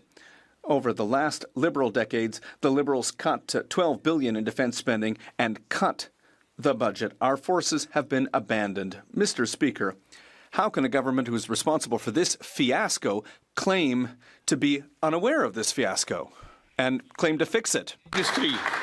The Honourable Minister of Industry. The Canadian Armed Forces were abandoned by the Conservatives, but certainly not by this government. Today we are announcing investments that are historic for our defence. We will build ships in Canada, Planes in Canada will be creating jobs here in Canada, we'll be creating jobs in Quebec and across the country, and we will protect our sovereignty. The Honourable Member for Saint-Hyacinthe-Bagot-Acton. Mr. Speaker, Ottawa's just announced $9 billion in new defence spending for this year. In the current global context, the Bloc Québécois agrees that we need to invest in defence. But that's $9 billion more. Thank you. Could applaud as well. That's $9 billion more that the Liberals are asking us to approve blindly without a budget or even an economic update. Nobody will know how this money is going to be financed, nor how big the deficit is going to be when we're expected to vote on these measures. Can the Liberals finally be responsible enough to show us what the books look like? The Honourable Minister of Government Transformation. Thank you, Mr. Speaker, and I would like to say that I'm very happy that the Bloc Québécois is in agreement with our plan to rearm the Canadian Armed Forces, that they agree with the historic investments today, that they agree that we should meet our NATO commitment of 2%, this extra spending that's necessary to defend Canada's sovereignty and protect Canada. I thank the Bloc for agreeing with this ambitious plan for the country. And I would also like to note that on the weekend, we were at the Davie Shipyards, which celebrated its 200th anniversary, which is contributing to Canada's sovereignty by building excellent warships here in Quebec. The Honourable Member for Mirabel. Mr. Speaker, the $9 billion in defence spending announced today adds to $26 billion over 5 years in tax cuts. You can add $4 billion for the GST exemption for new homes. That's on top of $38 billion in the main estimates. And that's all of that together more than the entire healthcare system budget for Quebec. The Liberals are asking us to support all this without putting forward a budget. Mr. Speaker, it's completely irresponsible. Why is the government doing everything it can to hide the real state of public finances? The Honourable Minister of Finance. Mr. Speaker, I think that all the colleagues here in this House of Commons saw a historic minute just a few years ago. We heard that the Bloc Québécois wants to build a strong Canada. It's a historic moment for all parliamentarians. We agree with the Bloc because we've made a generational investment in our defence, Mr. Speaker. A major investment in our industry, as the Minister of Industry just said. It's a major investment in our workers. It's employees at Bombardier, at Davie, elsewhere, who are thrilled because Canada is investing in its sovereignty and in its industrial base. Honourable Member for Dufferin-Caledon. The Liberals are hiding the state of Canada's finances from Canadians. The so-called brilliant banker who said his strength was planning isn't planning on actually producing a budget for Canadians. Meanwhile, 1 million Ontarians used a food bank last year, a terrible new record, and unemployment in the GTA has now surged to almost 9%. Guess what? No budget. How bad are the state of Canada's finances that the so-called brilliant planner isn't planning to produce a budget for Canadians? The Honourable Secretary of State for Labour. Mr. Speaker, we increased CCB, we delivered $10 a day daycare, we put in place a national school food program, federal minimum wage was increased, dental care, pharmacare. All of these programs have reduced child poverty by 38% since 2015, seniors poverty down by 30% since 2015. All these things the Conservatives have voted against. The Honourable Member for Dufferin-Caledon. We voted against all the policies that led to 1 million Ontarians using a food bank. They should all be ashamed of themselves that that's their performance. Meanwhile, TD Bank has now said up to 100,000 Canadians will lose their job this year. And guess what? They refuse to produce a budget. 20% bankruptcies in Canada have surged 20%. Guess what? They're not going to produce a budget. I ask again, what is so terrible about the state of Canada's finances that the so-called brilliant planner is refusing to produce a budget for Canadians? The Honourable Minister of Labour. Mr. Speaker, I'm pleased to talk about this list again because I think it's so important. We increased the CCB, delivered $10 daycare, put in place a national school food program, federal minimum wage has been increased, dental care, pharmacare. All these programs have reduced poverty in all age groups. These are the things that Conservatives voted against. The honourable member for Calgary Centre. Well, that's a record stuck on skip, Mr. Speaker. But Canadians are now facing the consequences of this Liberal government's economic drift. Oxford Economics says that Canada is heading into a recession with 200,000 more job losses and unemployment reaching 7.7% this year. Full-time workers are turning to food banks in record numbers, and mortgage defaults are rising. Meanwhile, the Liberal government wants to spend a record $500 billion with no plan. Will the Prime Minister show some accountability to the Canadians who are going to be losing their jobs and do his job and table a budget? The Honourable Minister of Jobs and Families. Mr. Speaker, a tax cut for 22 million Canadians is exactly the kind of relief that Canadians are looking for, on top of all the programs and supports for Canadians, whether they have children, whether they're seniors in low income. We expect then, with all of this concern, that we'll see support from the Conservative Party and things like our One Canadian Economy Bill, Mr. Speaker, which is going to even further enhance opportunities for Canadians to have well-paying jobs all across the country. The honourable member for Richmond, Athabasca. Thank you, Mr. Speaker.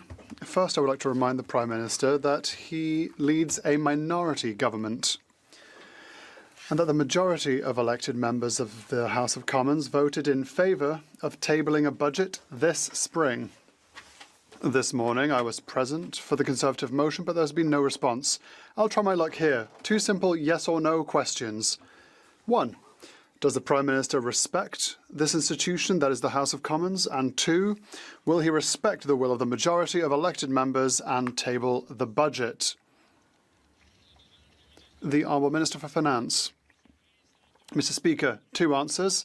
Yes, we do respect the House of Commons, and yes, there will be a budget tabled in the fall of 2025, Mr. Speaker.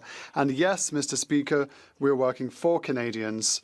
I know that we have new colleagues in the House, including him, but no doubt he's heard the great news for people in his riding that there will be a 22 million Canadian tax cut.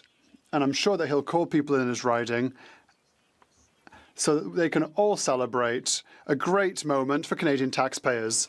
The Honourable Member for Richmond, Athabasca. Thank you, Mr. Speaker. I'd like to thank my colleague for his answer, but the answer was wrong. He said there'd be a budget in the fall, but we want it in the springtime. A recession is looming with a possible loss of 100,000 jobs, according to TD Bank. Already, full-time workers are using food banks in record numbers. We are seeing an increase in missed mortgage payments and a housing crisis that is developing throughout the country. Mr. Speaker, Canadians are worried, and with good reason. We need a budget this spring. When will we get a budget? The Honourable Minister for Government Transformation. Thank you, Mr. Speaker. It's true that Canadians need support, and support that the federal government is doing. But the Conservatives voted every time against Quebec and Canadian families through the childcare benefit, through the dental care system that allowed people to save an average of $900. Thousands of people in his riding were helped. Millions were saved through dental care and childcare and affordable housing. There's a number of programs, and they should finally start voting with us to help Canadians. For Winnipeg South. Well, thank you, Mr. Speaker. Next week, Canada will host the leaders of the world's advanced economies at the G7 Leaders Summit in Kananaskis. This meeting comes amid rising geopolitical tension and increasing disruption to global supply chains. As global challenges intensify, the G7 must meet this moment with purpose and with force. Can the Minister of Foreign Affairs share with this House Canada's priorities for this critical summer? The Honourable Minister of Foreign Affairs. Mr. Speaker, thank you to the member from Winnipeg South for the question. The world is facing geostrategic challenges, and Canada is ready to lead. Canada has what the world wants and the values to which the world aspires. As president of the G7, Canada will leverage our strength to seek new agreement on protecting our communities and the world, building energy security, and securing the economic partnerships of the future. The world needs more Canada, and we will deliver. Honourable Member for Parry Sound, Muskoka. Mr. Speaker, Canadians are being crushed by the housing crisis. The Liberals' own internal documents admit that housing now eats up 52% of household income. Wow. Mortgage delinquencies are at a record high. Families can't keep up, young people can't get in, and this Liberal government will not show us a plan. Mr. Speaker, a budget is a plan. And while Canadians suffer, these Liberals refuse to present a budget that will solve the housing crisis. My question is very simple. Why? Why?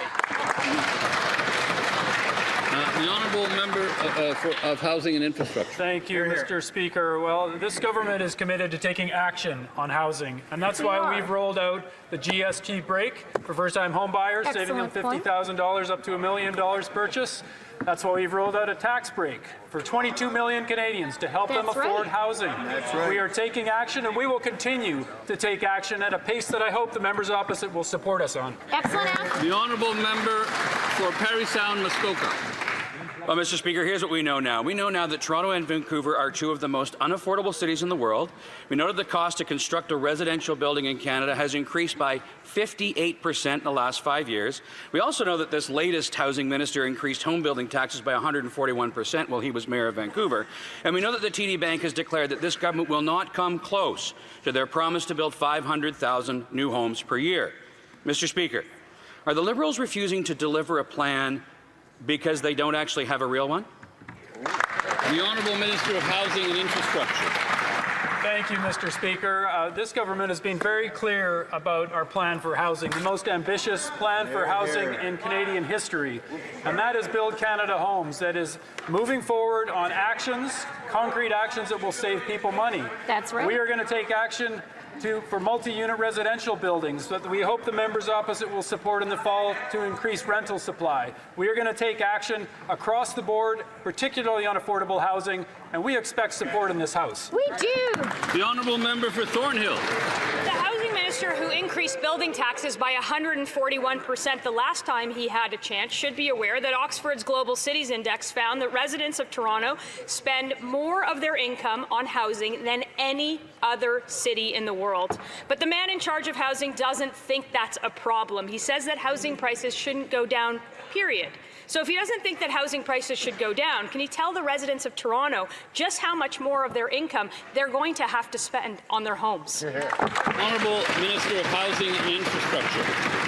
Thank you, Mr. Speaker. Well, I've got to say it's refreshing to hear the members opposite actually care about affordable housing, because they never did anything about it. That's right. That made life very difficult for mayors and premiers and housing ministers across the country that saw no support for 10 years from the members opposite in their government. Very true. We are taking action. We are committed to scaling up that action with Build Canada Homes and direct action in these weeks and months ahead. Thank you, Mr. Speaker. Honourable member for Thornhill. Mr. Speaker, forgive me if I'm a bit skeptical of the housing minister who increased the price of housing by 179% in just 8 years in Vancouver. They broke housing. They fueled inflation that drove up rates. They rewarded those who blocked housing construction. They supercharged immigration numbers that outpaced the availability of housing. He says we need affordable housing. Great. But then he turns around and says that home prices shouldn't go down. Both of these things cannot be true, so which one is it? The Honourable Minister of Housing and Infrastructure. Thank you, Mr. Speaker. I'm frankly not surprised to hear the confusion on the other side of the House when you put the words affordable and housing together. That's right. We're taking action on it, Mr. Speaker, and though the federal government does not control the price of housing, we want to see the overall cost of housing come down. That's why we are investing in local partnerships with cities across Canada to bring the development cost charges down for housing and deliver affordability. Honourable member for York Centre. Speaker, after a lost decade of this Liberal government, housing in Toronto is unaffordable. Last week, we learned that new home sales are at a record low. Now, according to Oxford Economics, as a result of high immigration, quote, residents of Toronto spend more of their income on housing than the residents of nearly every other city in the world. You'd think that that would prompt the Liberals to present a serious plan. Instead, they want a break for the summer without a plan. Speaker, will the Prime Minister respect the will of this House and pass a budget before his summer vacation? The Honourable Minister of Transport. Mr. Speaker, I I really like to believe that all members of this House are sincere in their desire to make life better for Canadians. Hear, hear. That they want to make life more affordable, that they want to get more homes built. And that is why I really hope that the members on the opposite side of the House will join us in supporting the One Canadian Economy legislation. This will help us build more homes faster. It will bring down prices for Canadians by 15% if we can remove all trade barriers in our own country. The honourable member for York Centre. The Minister of Housing said he doesn't want to bring down prices for Canadians. But Speaker, Toronto residents can't afford a roof over their head. When I knocked on doors this spring, voters would tell me that they can't afford their mortgage. Or in apartments, they'd say, Roman, I can't afford my rent. It's heartbreaking. Liberal immigration policies are forcing Torontonians to spend more on their income on housing than anyone else on planet Earth.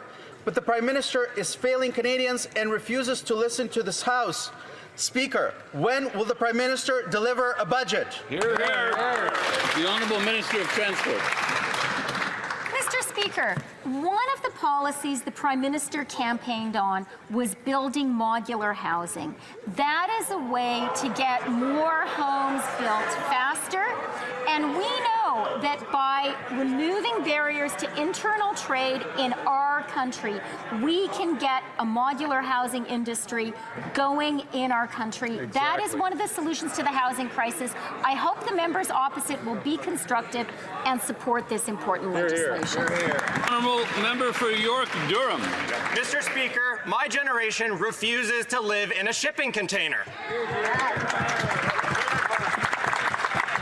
Oxford Economics reports yesterday that Toronto's housing market ranks among the worst in the world for affordability.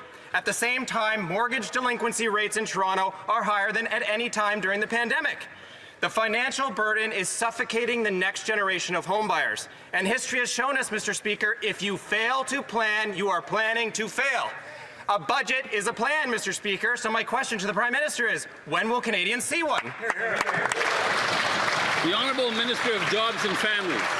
Mr. Speaker, I've traveled all across this country. It's a huge privilege of this job, and I visited families in every riding from every walk of life, and I can tell you that modular housing, which provides a housing solution for so many families, is not a shipping container. And to speak with such a demeaning tone about families that are living in a variety of different kinds of housing really indicates the kind of disrespect that the Conservative Party of Canada has for low-income Canadians and middle-income Canadians, Mr. Speaker.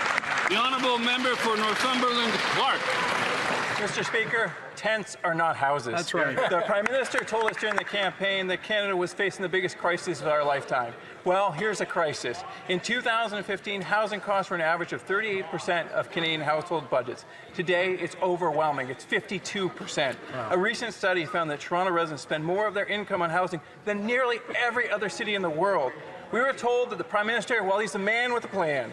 Canadians want to see it, and time is of the essence. When are we going to get a budget? The Honourable Secretary of State for the Canada Revenue Agency.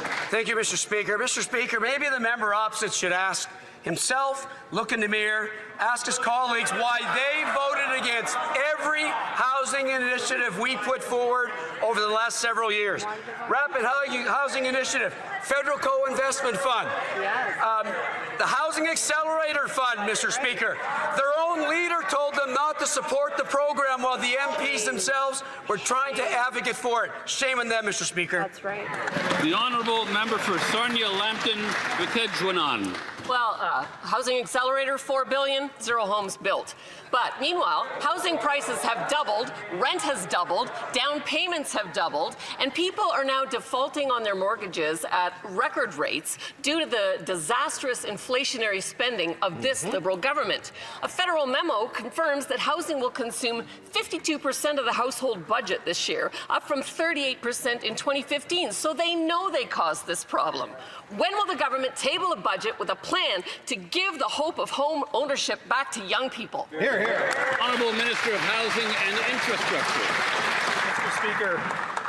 Mr. Speaker, this government is taking action on delivering affordability, and we've done that with a tax cut for 22 million Canadians. That's true. We've done that with a cut to the GST for first-time home buyers. We will continue to do that with actions throughout this year, and we expect the members opposite to support this. This is a new voice. Suddenly there's concern from the Conservatives who never voted for affordable housing, never supported a single initiative on affordable housing. The honourable member for Guelph. Thank you, Mr. Speaker. Last week, the government introduced the One Canadian Economy legislation. The bill removes federal internal trade barriers and advances national interest projects, providing a framework to strengthen the Canadian economy. Can the Minister of Transport and Internal Trade share what she's heard from Canadians about this very important bill? Good question. Minister of Transport and Internal Trade. How wonderful to finally get a great question. I would like to thank the member from Guelph for her hard work and for her focus on an issue I am hearing about from premiers of provinces and territories, from union leaders, from business leaders, from Canadians of all walks of life.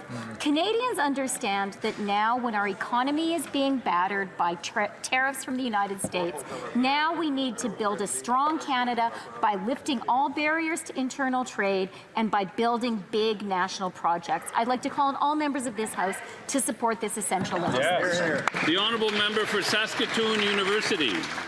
The Prime Minister and his anti-energy ministers say there's no pipelines in Canada without consensus. But there's not even consensus in the Prime Minister's cabinet. The Prime Minister is stacked with that cabinet with ministers that want to kill the Canadian oil and gas industry. But there's not even consensus in the Prime Minister's own head. He said he wanted to make Canada an energy superpower. But also, he said, open quotes, maybe as much as half of the oil reserves, but proven oil reserves need to stay in the ground. In the Prime Minister's head, who gets a pipeline veto? The Honourable Minister of Energy and Natural Resources. We presented the One Canadian Economy Bill to fast-track projects of national interest and build one economy, not 13. This bill will grow the Canadian economy and support our sovereignty to ensure we build the strongest economy in the G7. Canada's new government will work with provincial, territorial and Indigenous partners to get projects built and make Canada an energy superpower. I hope my Conservative colleagues will join us in supporting this bill. The honourable member for Saskatoon University. Same old Liberals. Our allies, like Germany, are desperately needing of energy, and Canada has the energy, but due to 10 years of anti-energy policies from the Liberals, they have blocked all pipelines in Canada, and we can't sell to Germany. Now the German ambassador says they will need to import LNG from America. This Prime Minister is selling out our country by sending our jobs and our wealth to the States. Does the Prime Minister not realize that no one is building pipelines in Canada because of the Liberal anti-energy laws, or is the Prime Minister's plan all along to keep it in the ground? The Honourable Minister of Energy and Natural Resources. Canada's new government will get projects built, create high-paying jobs, and bring greater prosperity to Canadians. That's why we presented the One Canadian Economy Bill, which will fast-track projects of national interest. If my Conservative colleagues want to get projects built, they should support the bill. And let me be clear, we will do this while respecting Indigenous rights. By working with Indigenous partners and premiers, we will build the strongest economy in the G7. Honorable député. The honourable member for Côte-du-Sud, Rivière-du-Loup, Kataskomik-Témiscouata. Mr. Speaker, the German ambassador said yesterday that he still wants to import our natural gas. C69, C48, the production cap, the industrial carbon tax. This Liberal government is stifling our economic growth with its anti-energy measures. When will the Liberal Prime Minister finally allow Canadians to build pipelines, help our allies, and make the best of our resources by abolishing once and for all its anti-development agenda? The Honourable Minister for the Environment and Climate Change. Mr. Speaker, we won't be learning any lessons from the Conservatives. When they were government, they were also unable to build pipelines because they didn't carry out environmental assessments, they didn't consult Indigenous people, so they have nothing to say. What we will do is build a strong Canada, and a Canada that will take care of the environment, and a Canada that will consult Indigenous peoples. The Honourable Member for Rivière-des-Mille-Îles. Mr. Speaker, the Canada Summer Jobs Programme provides young Canadians from coast to coast to coast with the opportunity to gain valuable work experience during the summer, thus allowing them to acquire and develop job skills for the future. Since 2020, this programme has helped create more than 454,000 job opportunities for young Canadians. Can the Secretary of State inform Canadians of the status of this important programme for the summer of 2025? For youth and children and youth. Merci, Monsieur le Président. Thank you, Mr. Speaker. First of all, I'd like to thank my colleague for Rivière-des-Mille-Îles for her important question. To build a strong economy with the best G7 workforce, our young people need to develop their skills and gain workplace experience. That is the reason for which your new government has gone even further by creating up to 6,000 additional summer jobs for young people this year, bringing the total to 76,000 jobs. I encourage young Canadians to apply for these exciting opportunities. Member for London Fanshawe. Mr. Speaker, last week dozens of skilled workers at General Dynamics Land Systems in London were laid off, leaving many London families in uncertainty. In addition, Ontario lost over 25,000 manufacturing jobs since last May alone. Canada's unemployment rate has climbed to 7%, the highest level since 2016 outside of COVID. Meanwhile, record mortgage defaults and soaring food prices are forcing even full-time workers to rely on food banks. When will the Liberals admit the harm of their policies have caused and table a budget that gets General Dynamics employees back to work? Hear, hear. L'honorable ministre de l'Industrie. Mr. Speaker, we will create jobs in this country. We will invest in our manufacturing sector. We will invest in the steel and aluminum sector. And that is why the announcement that the Prime Minister did today is pivotal. It will create jobs across different industries, including at GDLS, including in his riding. And we will also make sure that we build Canada through national major projects. That's why we need to support the bill that is called One Canadian Economy. Thank you so much. The Honourable Member for Saanich Gulf Islands. Thank you, Mr. Speaker. There is no way in God's green earth that Bill C-5 is ready for passage. Concerns and alarms have been raised by every environmental law association in Canada, by the Climate Action Group, by now the Grand Chief of the Assembly of First Nations, and the Canadian Cancer Society has pointed out that the interprovincial barriers that may come down may lead to a race to the bottom on health and environmental risks. Please, will the government redraft and reintroduce a bill that has a hope of passage? The Honourable Minister of Transport. I'd like to thank the member for Saanich Gulf Island for her hard work and her real commitment to Canadians. I'm really glad that she raised the issue of interprovincial barriers to trade. The fact is that today we effectively impose a 7% tariff on each other. Canadians imposing a tariff on Canadians with these interprovincial barriers to trade. Now is the moment when Canadians understand we need to stop doing this. We need to knit our country more closely together. We need to build the strongest economy in the G7. This brings question period to an end. And I will allow a few minutes for members who need to leave the chamber to do so before we resume.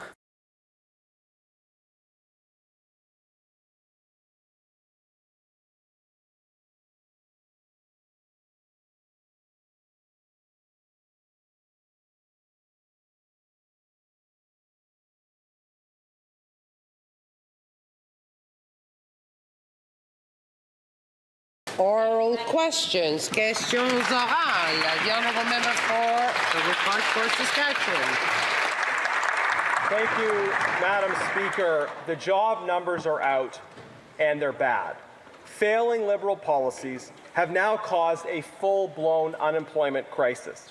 7% unemployment overall. Ontario alone has shed 25,000 manufacturing jobs, and 1 in 5 students can't find a job this summer.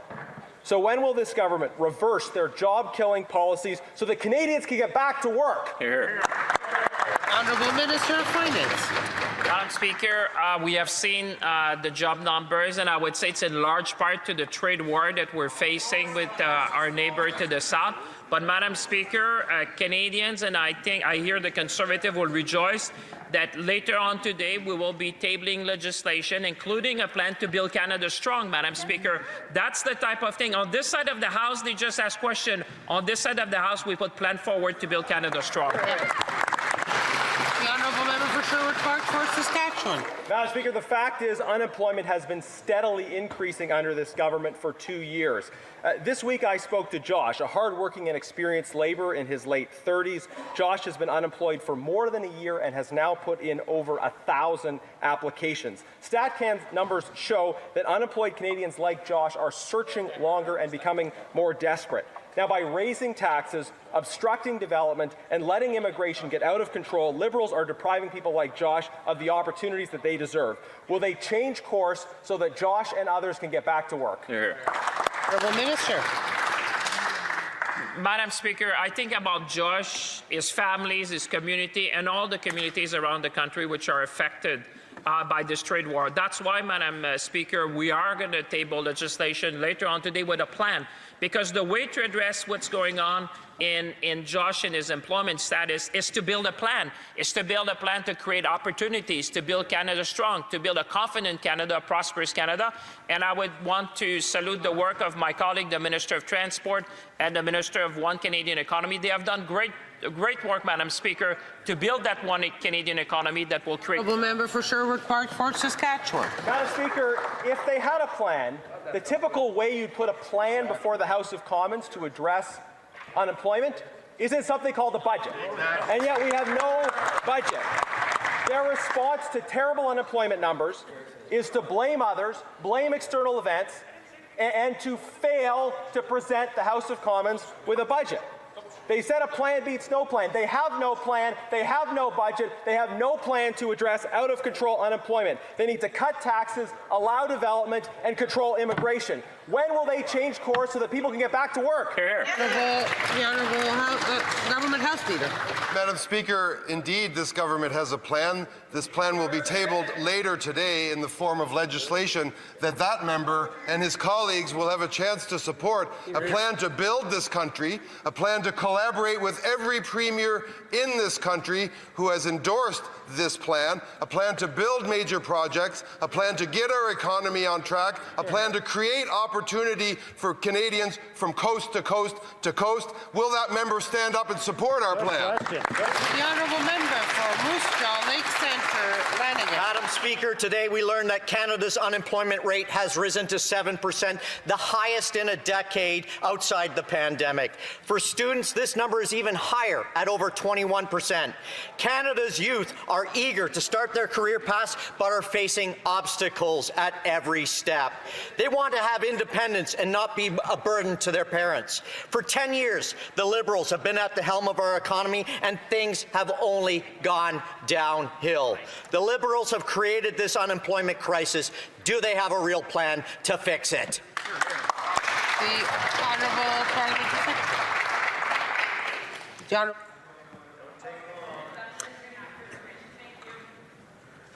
Secretary. Yeah, that's what I said. Secretary of State.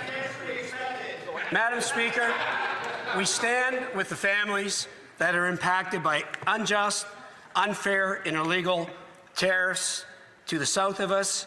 We stand with those businesses. But, Madam Speaker, we're a government of action. We've just advanced legislation to cut taxes for 22 million Canadians.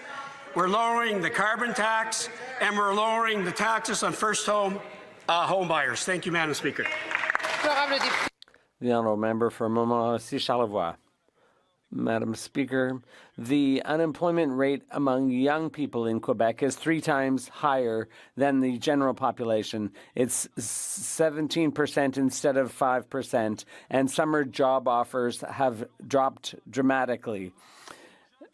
Our young people just want to start working and saving a bit of money. When will the government finally table a budget so that our young people can budget their futures. The Honourable Minister of Finance. Madam Speaker, my colleague will have the opportunity later today to vote in favor of legislation that contains a plan to build a strong Canada, to build national projects so that Canada has the strongest economy in the G7, to make sure that people, and young people included, can prosper and have a future. The way to build a strong Canada is to have a plan and to take action. And that's precisely what we're going to do here on this side of the House. And Canadians will watch what the Conservatives are doing. Will they support us in building a strong Canada? The Honourable Member. Madam Speaker, once again, just words and no budget. Our young people want to take part in the workforce. They want to help build a future, but their unemployment rate is 3 times higher than that of the general population. StatsCan shows that there are 1.6 million unemployed people, and that's a 13.8% increase over last year. When will the government turn things around and stop turning their backs on our young people who just want to build a future for themselves? The Honourable Minister. Madam Speaker, what young people want to see is what the Conservatives are going to do today, because instead of just talking, they'll have an opportunity to do something to support young people all across Canada by supporting our legislation with an ambitious plan for Canada. The Prime Minister came up with an ambitious plan. He met with all the premiers. And Canada is more united than ever before. We're making efforts for our young people to build a strong economy for our communities and for our industries. Madam Speaker, will the Conservatives support our plan? The Honourable Member for Côte-Nord, Kamoashishak-Nitasen. Thank you, Madam Speaker. For 3 months now, aluminum and steel have been grappling with tariffs without any help from Ottawa. This week, the tariffs doubled, and that industry is at the heart of the economy in my riding. There has to be cash flow freed up for our industry to help them. There has to be wage subsidies. After 3 months of tariff wars, what does Ottawa have to offer? The Honourable Minister. Thank you, Madam Speaker. We are not abandoning those industries. We, for example, met with the steel industry leaders yesterday. We talked about the importance of cash flow for industries like aluminum in Quebec and elsewhere in Canada. The Finance Minister has offered support. We have made adjustments to EI even before the election to ensure that workers get enough support. We will continue to work with the industry and with workers, and we are standing up to the U.S. The Honourable Member for Côte-Nord, Kamoashishak, Nitasen. Let's not forget EI, Madam Speaker, and what the Liberals did with forestry and softwood lumber. We're in a trade war with the Americans, and it's not just since Trump was elected, but since his first term in 2017. Our forestry industry has been dealing with American tariffs for years now. How many layoffs will it take before Ottawa does something? The Honourable Minister. Thank you for the question, Madam Speaker. The softwood lumber industry is very important to Canada and very important to the regions of Canada. And that's one of the reasons why I would be very happy to see the support of all members in this place for our legislation around our plan to build a strong Canada. We want to build Canada. We need softwood to build our future as a country. And that's why everyone here should support our legislation.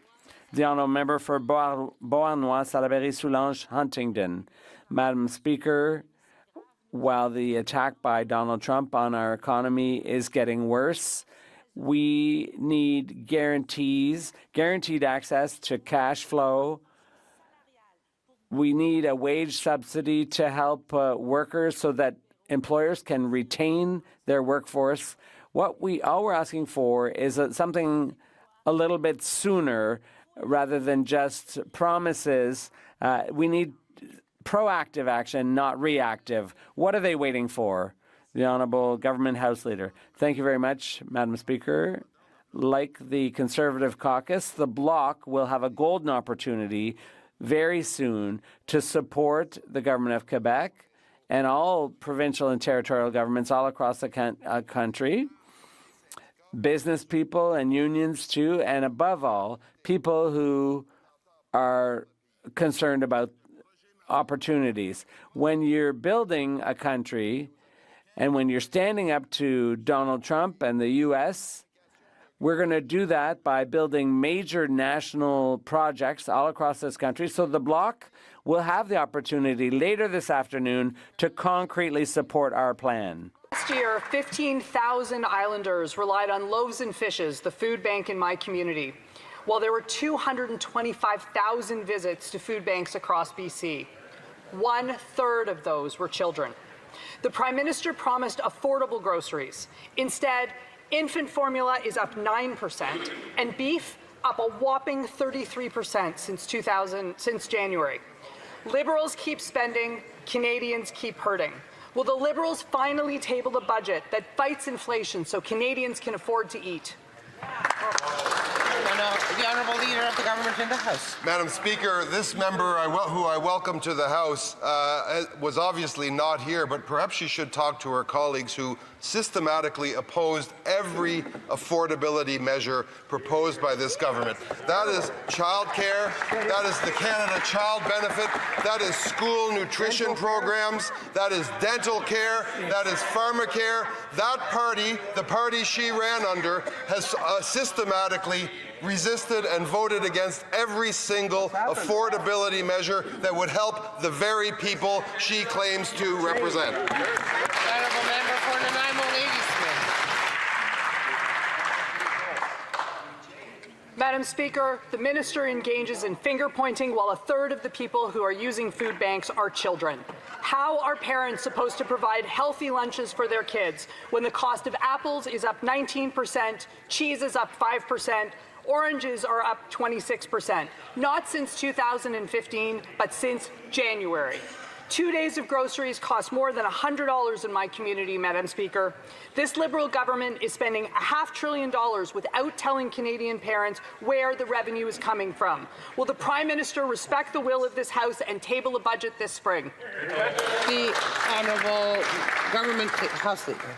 Madam Speaker, the member asks about budgets. She should ask her colleagues in her own caucus about past budgets that have helped the very people of which she speaks, the people who are looking for school nutrition programs, who benefit monthly from the indexed Canada Child Benefit, who take their kids and drop them off at federally subsidized childcare. Madam Speaker. Can we allow the Minister to answer a question that absolutely nobody heckled while it was being asked? The Honourable Minister has 10 seconds. Madam Speaker, that member should ask her colleagues and maybe plea with them. Next time we bring in a measure to help Canadians get ahead, maybe they should support it. The Honourable Member for Bow River. Madam Speaker, I'm not sure if the Prime Minister does his own grocery shopping yet or not, so maybe that's why he still thinks food prices are just fine. Yeah, I do. Let me walk him through this. Me and my wife, 2 carts, like many dollars at Costco. Beef strip loin up 34%, white rice 14%, coffee up 9%, sweet potatoes are now a luxury. I haven't even talked about strawberries. What's his response to $500 billion in new spending with no budget, no plan? Will this government finally present a budget that feeds families instead of feeding inflation? Or is this just the price of Liberal leadership? The Honourable Secretary of State. Thank you, Madam Speaker. Madam Speaker, we have watched the party opposite vote against every one of our initiatives that have helped families across this country from coast to coast to coast, whether it be the Canada Child Benefit, the dental program, the day care program, housing initiatives. The party opposite has not done one thing to support families across this country, so shame on them, Madam Speaker. Thank you. The honourable member for Bow River. I'd like to thank the member from Edmonton West. That's supposed to be a joke. The Prime Minister doesn't buy his own groceries, so of course he doesn't notice when beef jumps 34%, infant formula climbs 9%. But I do, and so do families in Bow River who are skipping meals so their kids can eat. We don't need lectures, we don't need spin, they need relief. The policies of this past Liberal government haven't been working, this current Liberal government aren't going to work. Will the Liberals finally bring forward a budget that cuts inflation, cuts more taxes, so all Canadians can afford dinner again, or is this just the price of bad Liberal policy? The Honourable Secretary of State. Madam Speaker, let's look at some facts. In 2022, inflation was 8.1%. We've driven that down, per our policies, down to 1.7%. The party opposite holds themselves up as these strong economic stewards. They are not. Under their previous governments, our economy failed. We are going to aggressively rebuild our economy back by investing in Canadians. It's time for all Canadians to come together. Thank you, Madam Speaker. The honourable member for Yorkton Melville. Speaker, I was amazed yesterday when the answer to the school food program rose from 400,000 to 500,000 between two 30-second questions. The Prime Minister said he wanted it to be judged by the experience of Canadians at the grocery store. So let's evaluate him. Apples up 18% since January, oranges 26%, coffee 9%, and beef a staggering 33%. Canadians are being crushed, and the Liberal response has been an additional $500 billion in new inflationary spending. When will they table their budget that reduces inflation and cuts taxes so Canadians can afford to feed their families? Honourable Secretary of State. Thank you, Madam Speaker. Madam Speaker, let's look at facts. The party opposite voted against the school food program. So they wouldn't support children who needed food in schools. They don't support families. They wouldn't support young mothers. They don't support Canadians that need dental work. They don't support very much that supports Canadians. It's time for all Canadians to come together. Madam Speaker, I wish the party opposite would do the same. Vote on our initiatives. Thank you. The honourable member for Bellechasse-les-Etchemins-Lévis. On Monday, the House called for a budget to be tabled this spring, but the Liberals are asking us to approve more than $500 billion in spending without giving us any numbers. Meanwhile, unemployment is up, mortgage payments are late, and even some full-time workers are having to go to food banks. Canadians have to budget before they spend, but apparently not this government. Can they finally tell us when they're going to table a budget, Madam Speaker? The Honourable Government House Leader. The good news, Madam Speaker, is that this member will have an opportunity to support not just one, but two parts of our plan to create opportunities and jobs for all Canadians. And that happens today. We will debate the Affordability Act, which will help 22 million Canadians with the tax cut, and later we will table a bill supported by stakeholders in Quebec and the Quebec government to create opportunities and build major projects all across Canada. Will the members support that? The honourable member for Bellechasse-les-Etchemins-Lévis. The Liberals broke their word, increasing spending by 8% after promising to keep it to 2%. As a result, food inflation is out of control. Since January, beef is up 34%, apples 18%, rice 14%, and baby formula up 9%. Food banks can't keep up. Canadian families are hungry. When are the Liberals finally going to table a budget to bring down inflation and taxes? We only have a few days left. The Honourable Finance Minister. Madam Speaker, my colleague will have an opportunity to show her constituents later today, once again, that she does want to support affordability. Not only did we have second reading of a bill that would cut taxes that 22 million Canadians will benefit from, even in her riding, There will also be an opportunity to show all our political guts by supporting our effort to build Canada strong. People watching TV will be watching to see whether they do the right thing to support us in building a strong Canada. The honourable member for Pierre Boucher. Madam Speaker, $800 million. That's not the next Lotto Canada. That's the amount that the federal government has wasted on fighting our secularism bill in Quebec. The Liberals have already spent $1 million in our tax money to challenge secularism in Quebec. How much are Quebecers going to have to pay so that the federal government can fight their legislation with their own money? The Honourable Minister. Madam Speaker, that's an important question, and in my view, it's important for the federal government to take part in that case, in that litigation. The question of cost is one thing, but it's important to consider the rights of workers. It's very important to protect charter rights and to respect provincial jurisdiction at the same time. The honourable member for Pierre Boucher, Les Patriotes Verchères. But I'm not sure the minister really understands his role when he's attacking Quebec legislation that comes under Quebec jurisdiction. The federal government is proving by interfering in this litigation that they do not support Quebec's desire for secularism at all.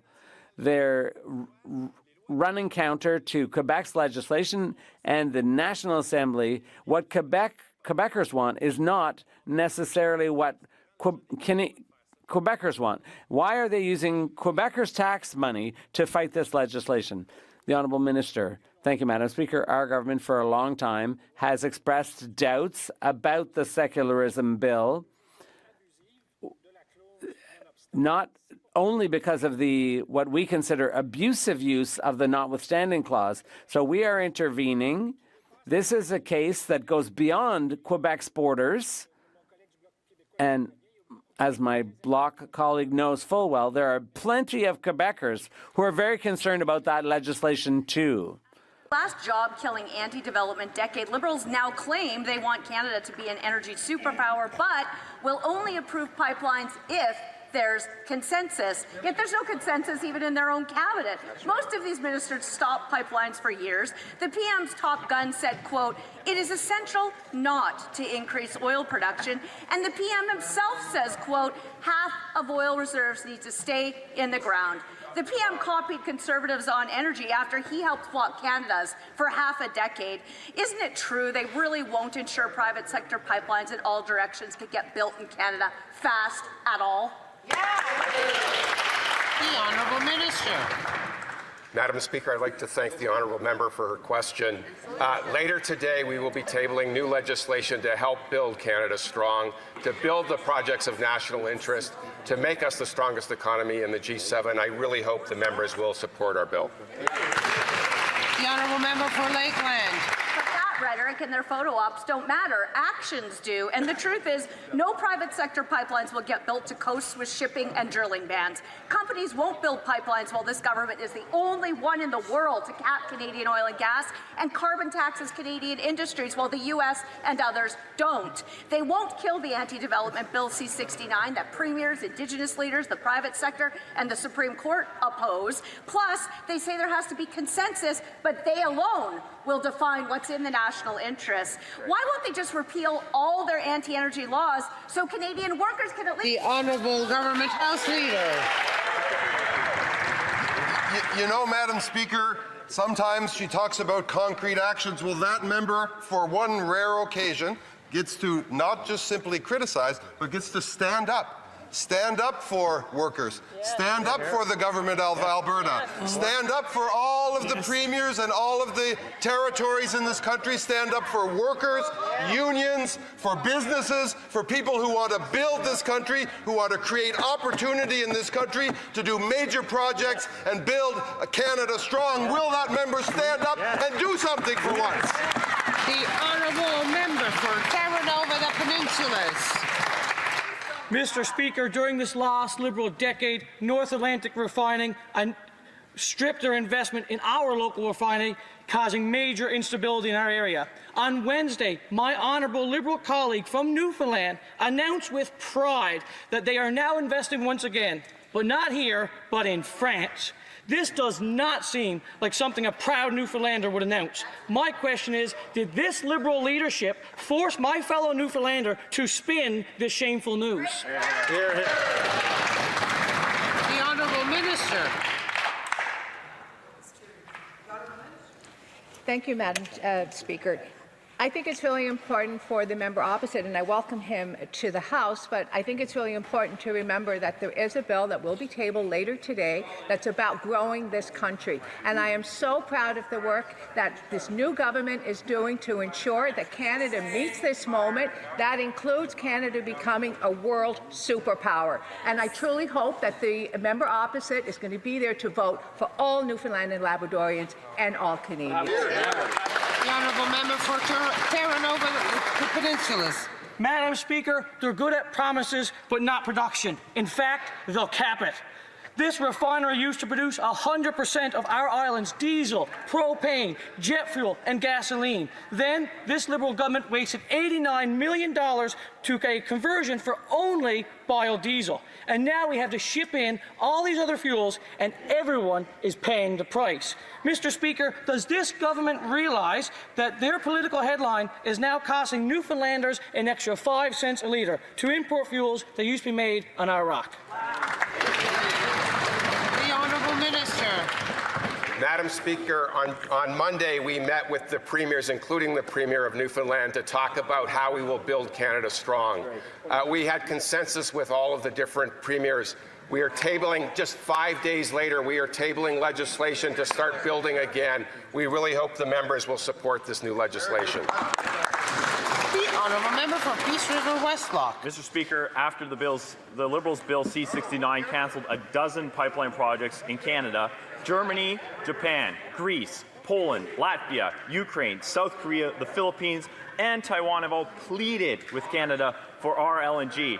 Now, in the middle of a jobs crisis, the promise of an energy superpower, and the world wanting our energy, we could use Canadian steel and Canadian labor to build Canadian pipelines to get Canadian energy to the world. So how many new pipelines? How many new pipelines can we expect operational in the next 2 years? The Honourable Government House Leader. Madam Speaker, that member, just like all of his colleagues, are going to have a golden opportunity.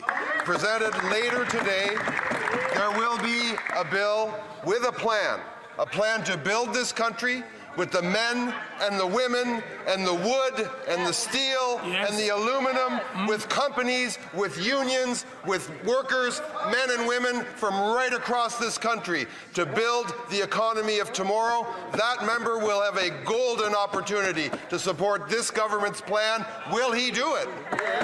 The Honourable Member for Call-Elmer. Madame la Présidente. Madam Speaker, Canadian businesses and workers are coming together to build a clean and competitive economy. But currently, our biggest trade partner is threatening new tariffs. So it is essential that we diversify our trade with other countries. And climate change tell us how Canada's industrial carbon pricing system supports clean growth and helps protect Canada's economic sovereignty. Good question. The Honourable Minister.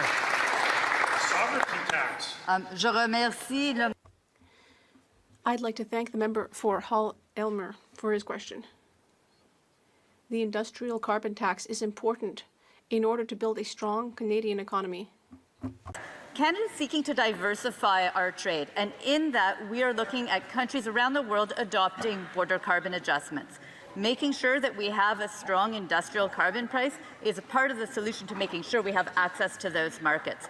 Beyond that, it protects our planet, it protects Canadian jobs, unlike the Conservatives who don't care about this and are actually seeking to avoid it.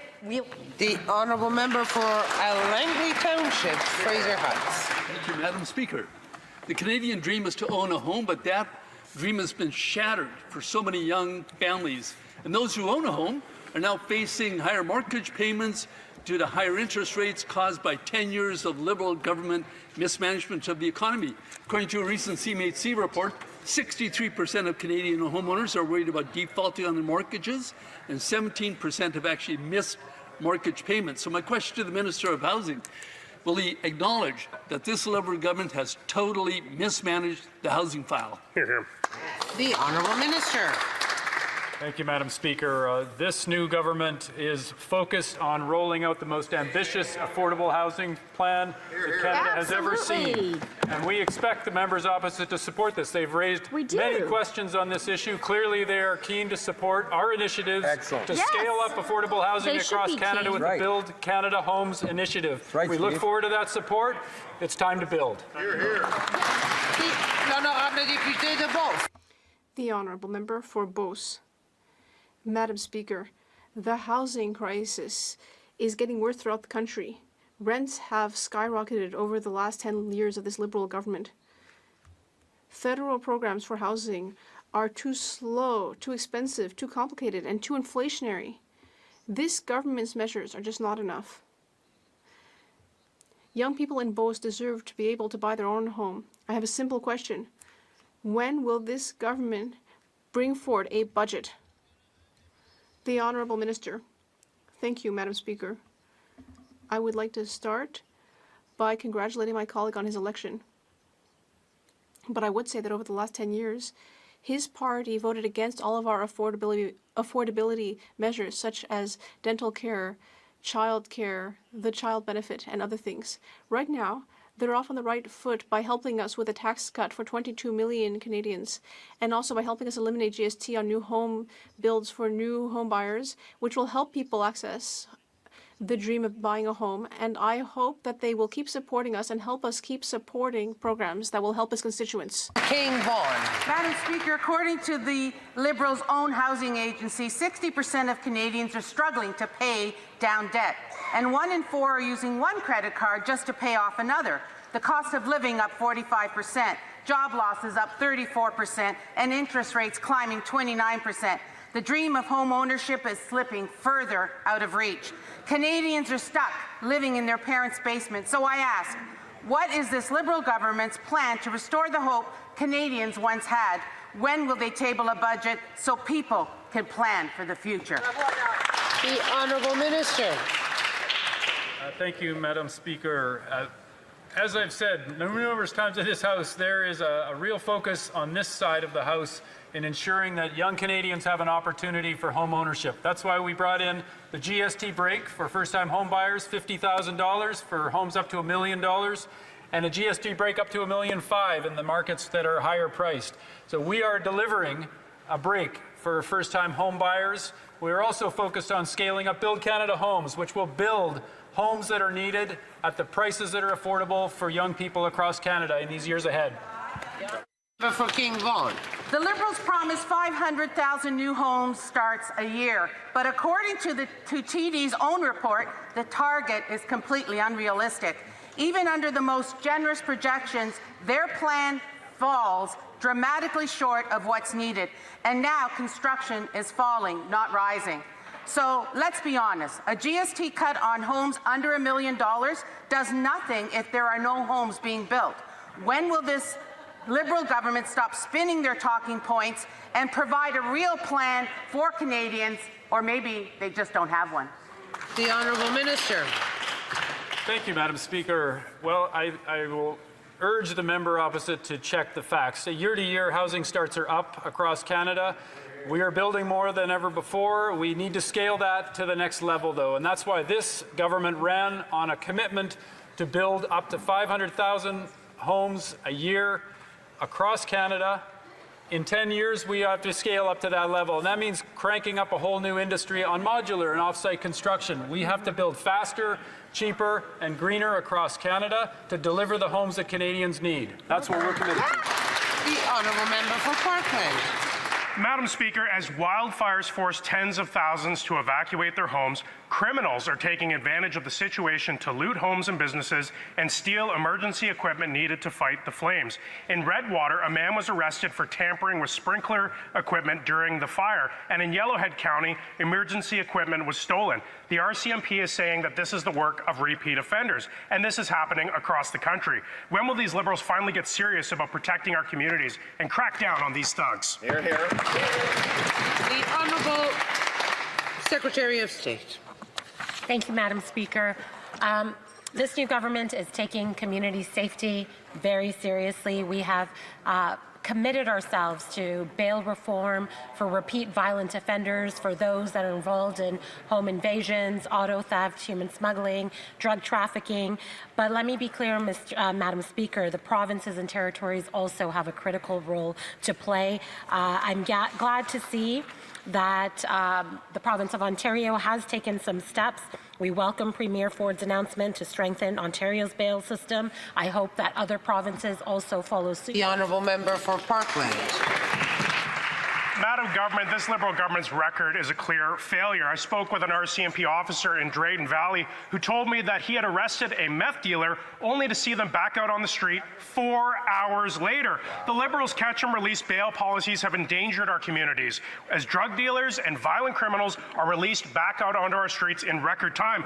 There is something seriously wrong in our country when a criminal can be arrested, processed, and back out on the streets faster than a sick Canadian can see a doctor in an emergency room. Do the Liberals recognize that their catch and release bail policies have made our communities far more dangerous? The Honourable Secretary of State.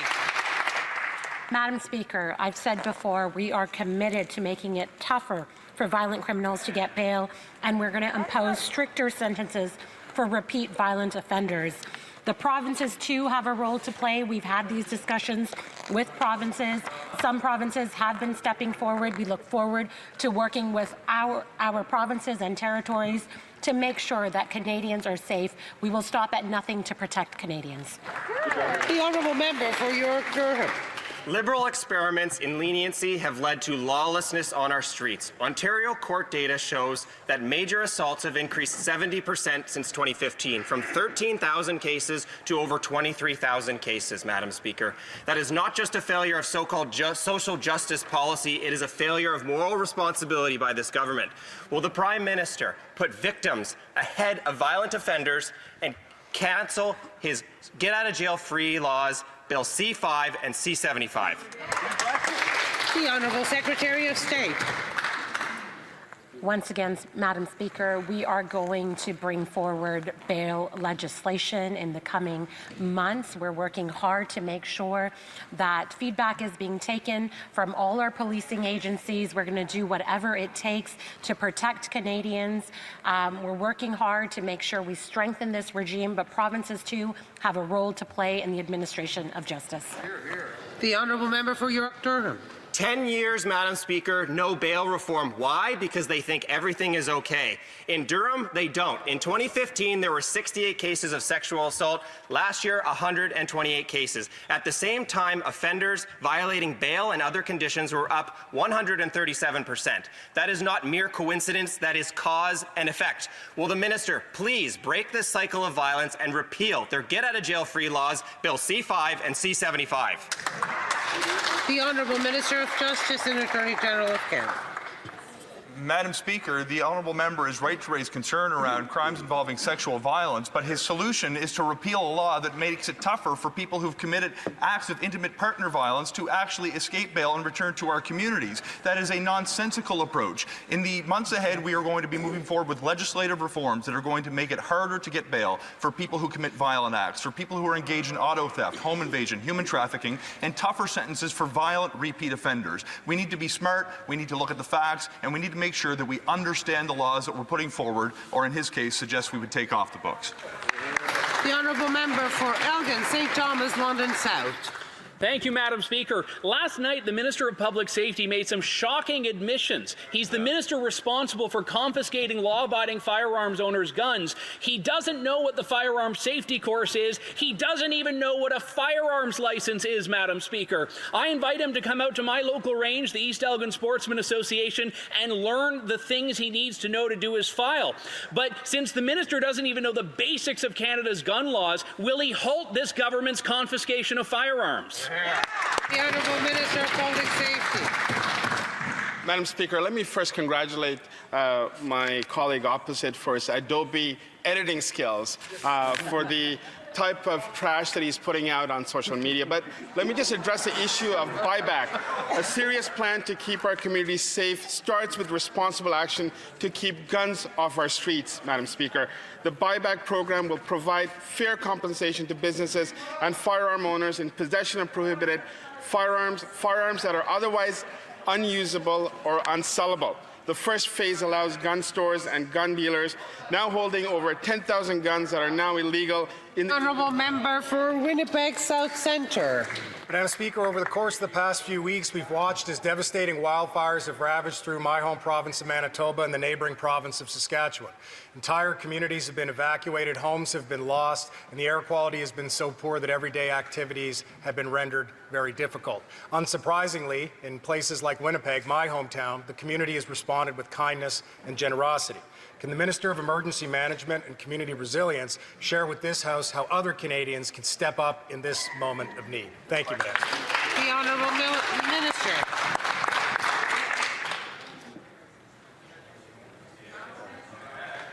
Madam Speaker, I want to thank my colleague for his question and for his deep concern for the people of Manitoba and Saskatchewan.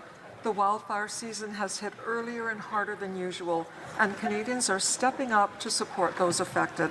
That's why we partnered with Manitoba, Saskatchewan, and the Red Cross to match every single individual donation made to their wildlife appeals. Every dollar Canadians give will go further to provide shelter, food, and essential supplies to those affected by wildfires. Thank you. The Honourable Member for St. John St. Croix. Madam Speaker, yesterday I asked the government why a convicted child sex offender in New Brunswick is out on bail while appealing his jail sentence. The government blamed the provinces, judges, and the police. Yet this child sex offender was already arrested and sentenced for his crime. The predator got out on bail under federal law, and the government is not closing this dangerous loophole. Now, the minister pointed to C2 as an answer, but this bill does nothing to stop this from happening again. So I ask again, when will Liberals stop convicted child sex offenders from receiving bail? The Honourable Minister. Madam Speaker, I understand this matter involves the Correctional Services Canada, and it's subject to the release by the parole board.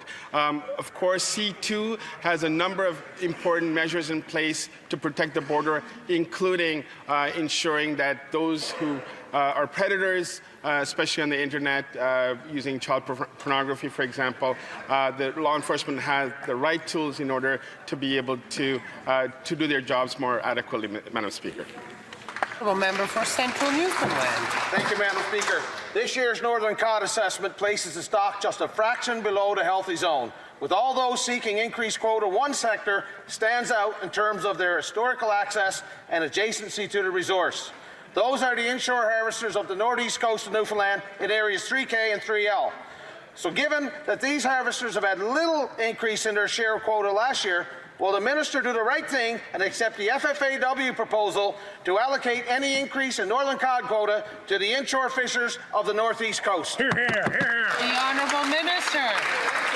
Thank you, Madam Speaker. And I well know the historic importance of cod to the province as well as the cultural importance. And I also remember the moratorium 30 years ago and well remember the absolute devastation to so many communities and individuals. As we begin to move forward and see the stock return to a more healthy zone, it is imperative that we ensure that we balance the future generations of fishers in the province with the need for harvesters to be able to have have a reasonable livelihood, and I will look at both. The honourable member for Central Newfoundland. Madam Speaker, inshore operators along the northeast coast are seeing heavy predation on their crab stocks by cod. This has impacted their crab quotas and will worsen as the cod stock grows. Plant workers and fish harvesters in this adjacent area must benefit from the growth of the cod stock that's placing livelihoods now dependent on crab in peril. So will the minister not yield to high-paid lobbyists and foreign-funded NGOs and instead do the right thing and accept the FFAW proposal to allocate any increase in northern cod to fish harvesters on the inshore sector of the northeast coast? The honourable minister. And I will repeat again what I said earlier, because I don't know if my colleague heard me. It is imperative that we balance the future of stocks. We need to have a fishery to pass on to the next generation. At the same time, we need to understand that this is livelihood, and we can do both, but we also need to ensure that we have a stock going forward. Thank you. The honourable member for Carleton.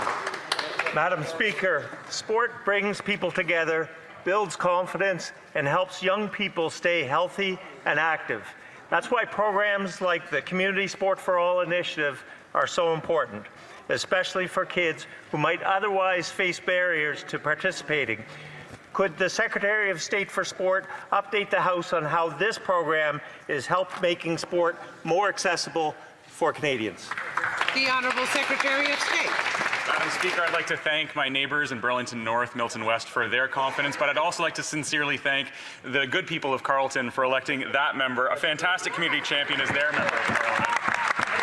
The Community Sport for All initiative lifts people up by breaking down barriers to physical activity. Programs like Dribble Dreams in Milton and Ottawa South, United Soccer in that member's riding, an organization that MP knows well because he's so connected to his community. Partners like Kids Sport and Jumpstart have already helped more than 1 million Canadian families and kids enjoy sport and participate. That's because every kid deserves a chance to play, to compete, and belong. When kids play, Madam Speaker, Canada wins. The honourable member for l'honorable député.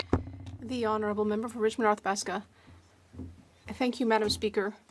After 10 years of these liberal inflationary deficits, we now see the result. Yesterday, I heard a heart-rending story from someone from Victoriaville. She said, I live alone. It's very hard to make ends meet. At the end of the month, it's very hard to pay the bills. I can barely put food on the table after paying my bills. Sometimes I can't put food on the table at all. She said she is able to eat only if she has money left over. Here in Canada, it was heartbreaking. My question is simple.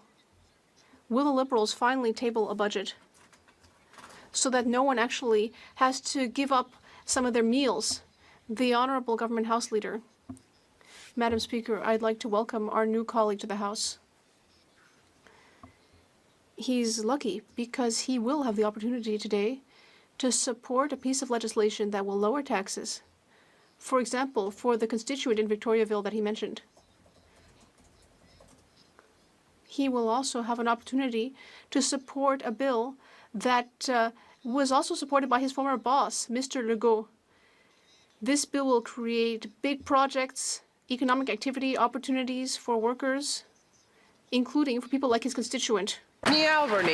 Trump's tariffs are just the latest blow for BC's forestry sector. The industry needs a lifeline so it can provide good jobs in rural communities. Retrofitting mills to generate electricity from biomass could protect jobs and power grids with sustainable energy. The Domtar paper mill in Port Alberni made this switch, and now 88% of its emissions come from biomass. In 2023, the Liberals promised a tax credit for biomass energy, but have delayed implementation while investments head south. Will the Prime Minister show he hasn't forgotten about BC's forestry sector and make sure biomass is in this year's budget? Honourable Minister. Madam Speaker, thank you for the member's question. Our government supports the growth of the biomass sector. Later today, we'll be tabling a bill that will help us build new energy-efficient sources of energy, including biomass, and we hope our member will support the bill. The honourable member for Nunavut. Nunavut has the highest rate of child poverty in Canada. Almost half of Inuit children go to school hungry every day at 42%. Yet, the Liberals recently cancelled a Hamlet food voucher program with nothing to replace it. The Nutrition North subsidy does not reduce grocery prices. Meanwhile, the Northwest Company consistently reports hundreds of millions in profits. Will the Liberals admit they believe the so-called nation-building Grace Bay Road is more important than feeding Inuit children? Yes. The Honourable Minister. Thank you, Mr. Speaker. We are committed to ensuring full retail subsidy benefits reach Northerners. To enhance accountability, we formed Nutrition North Compliance Audit Review Committee with Indigenous and regional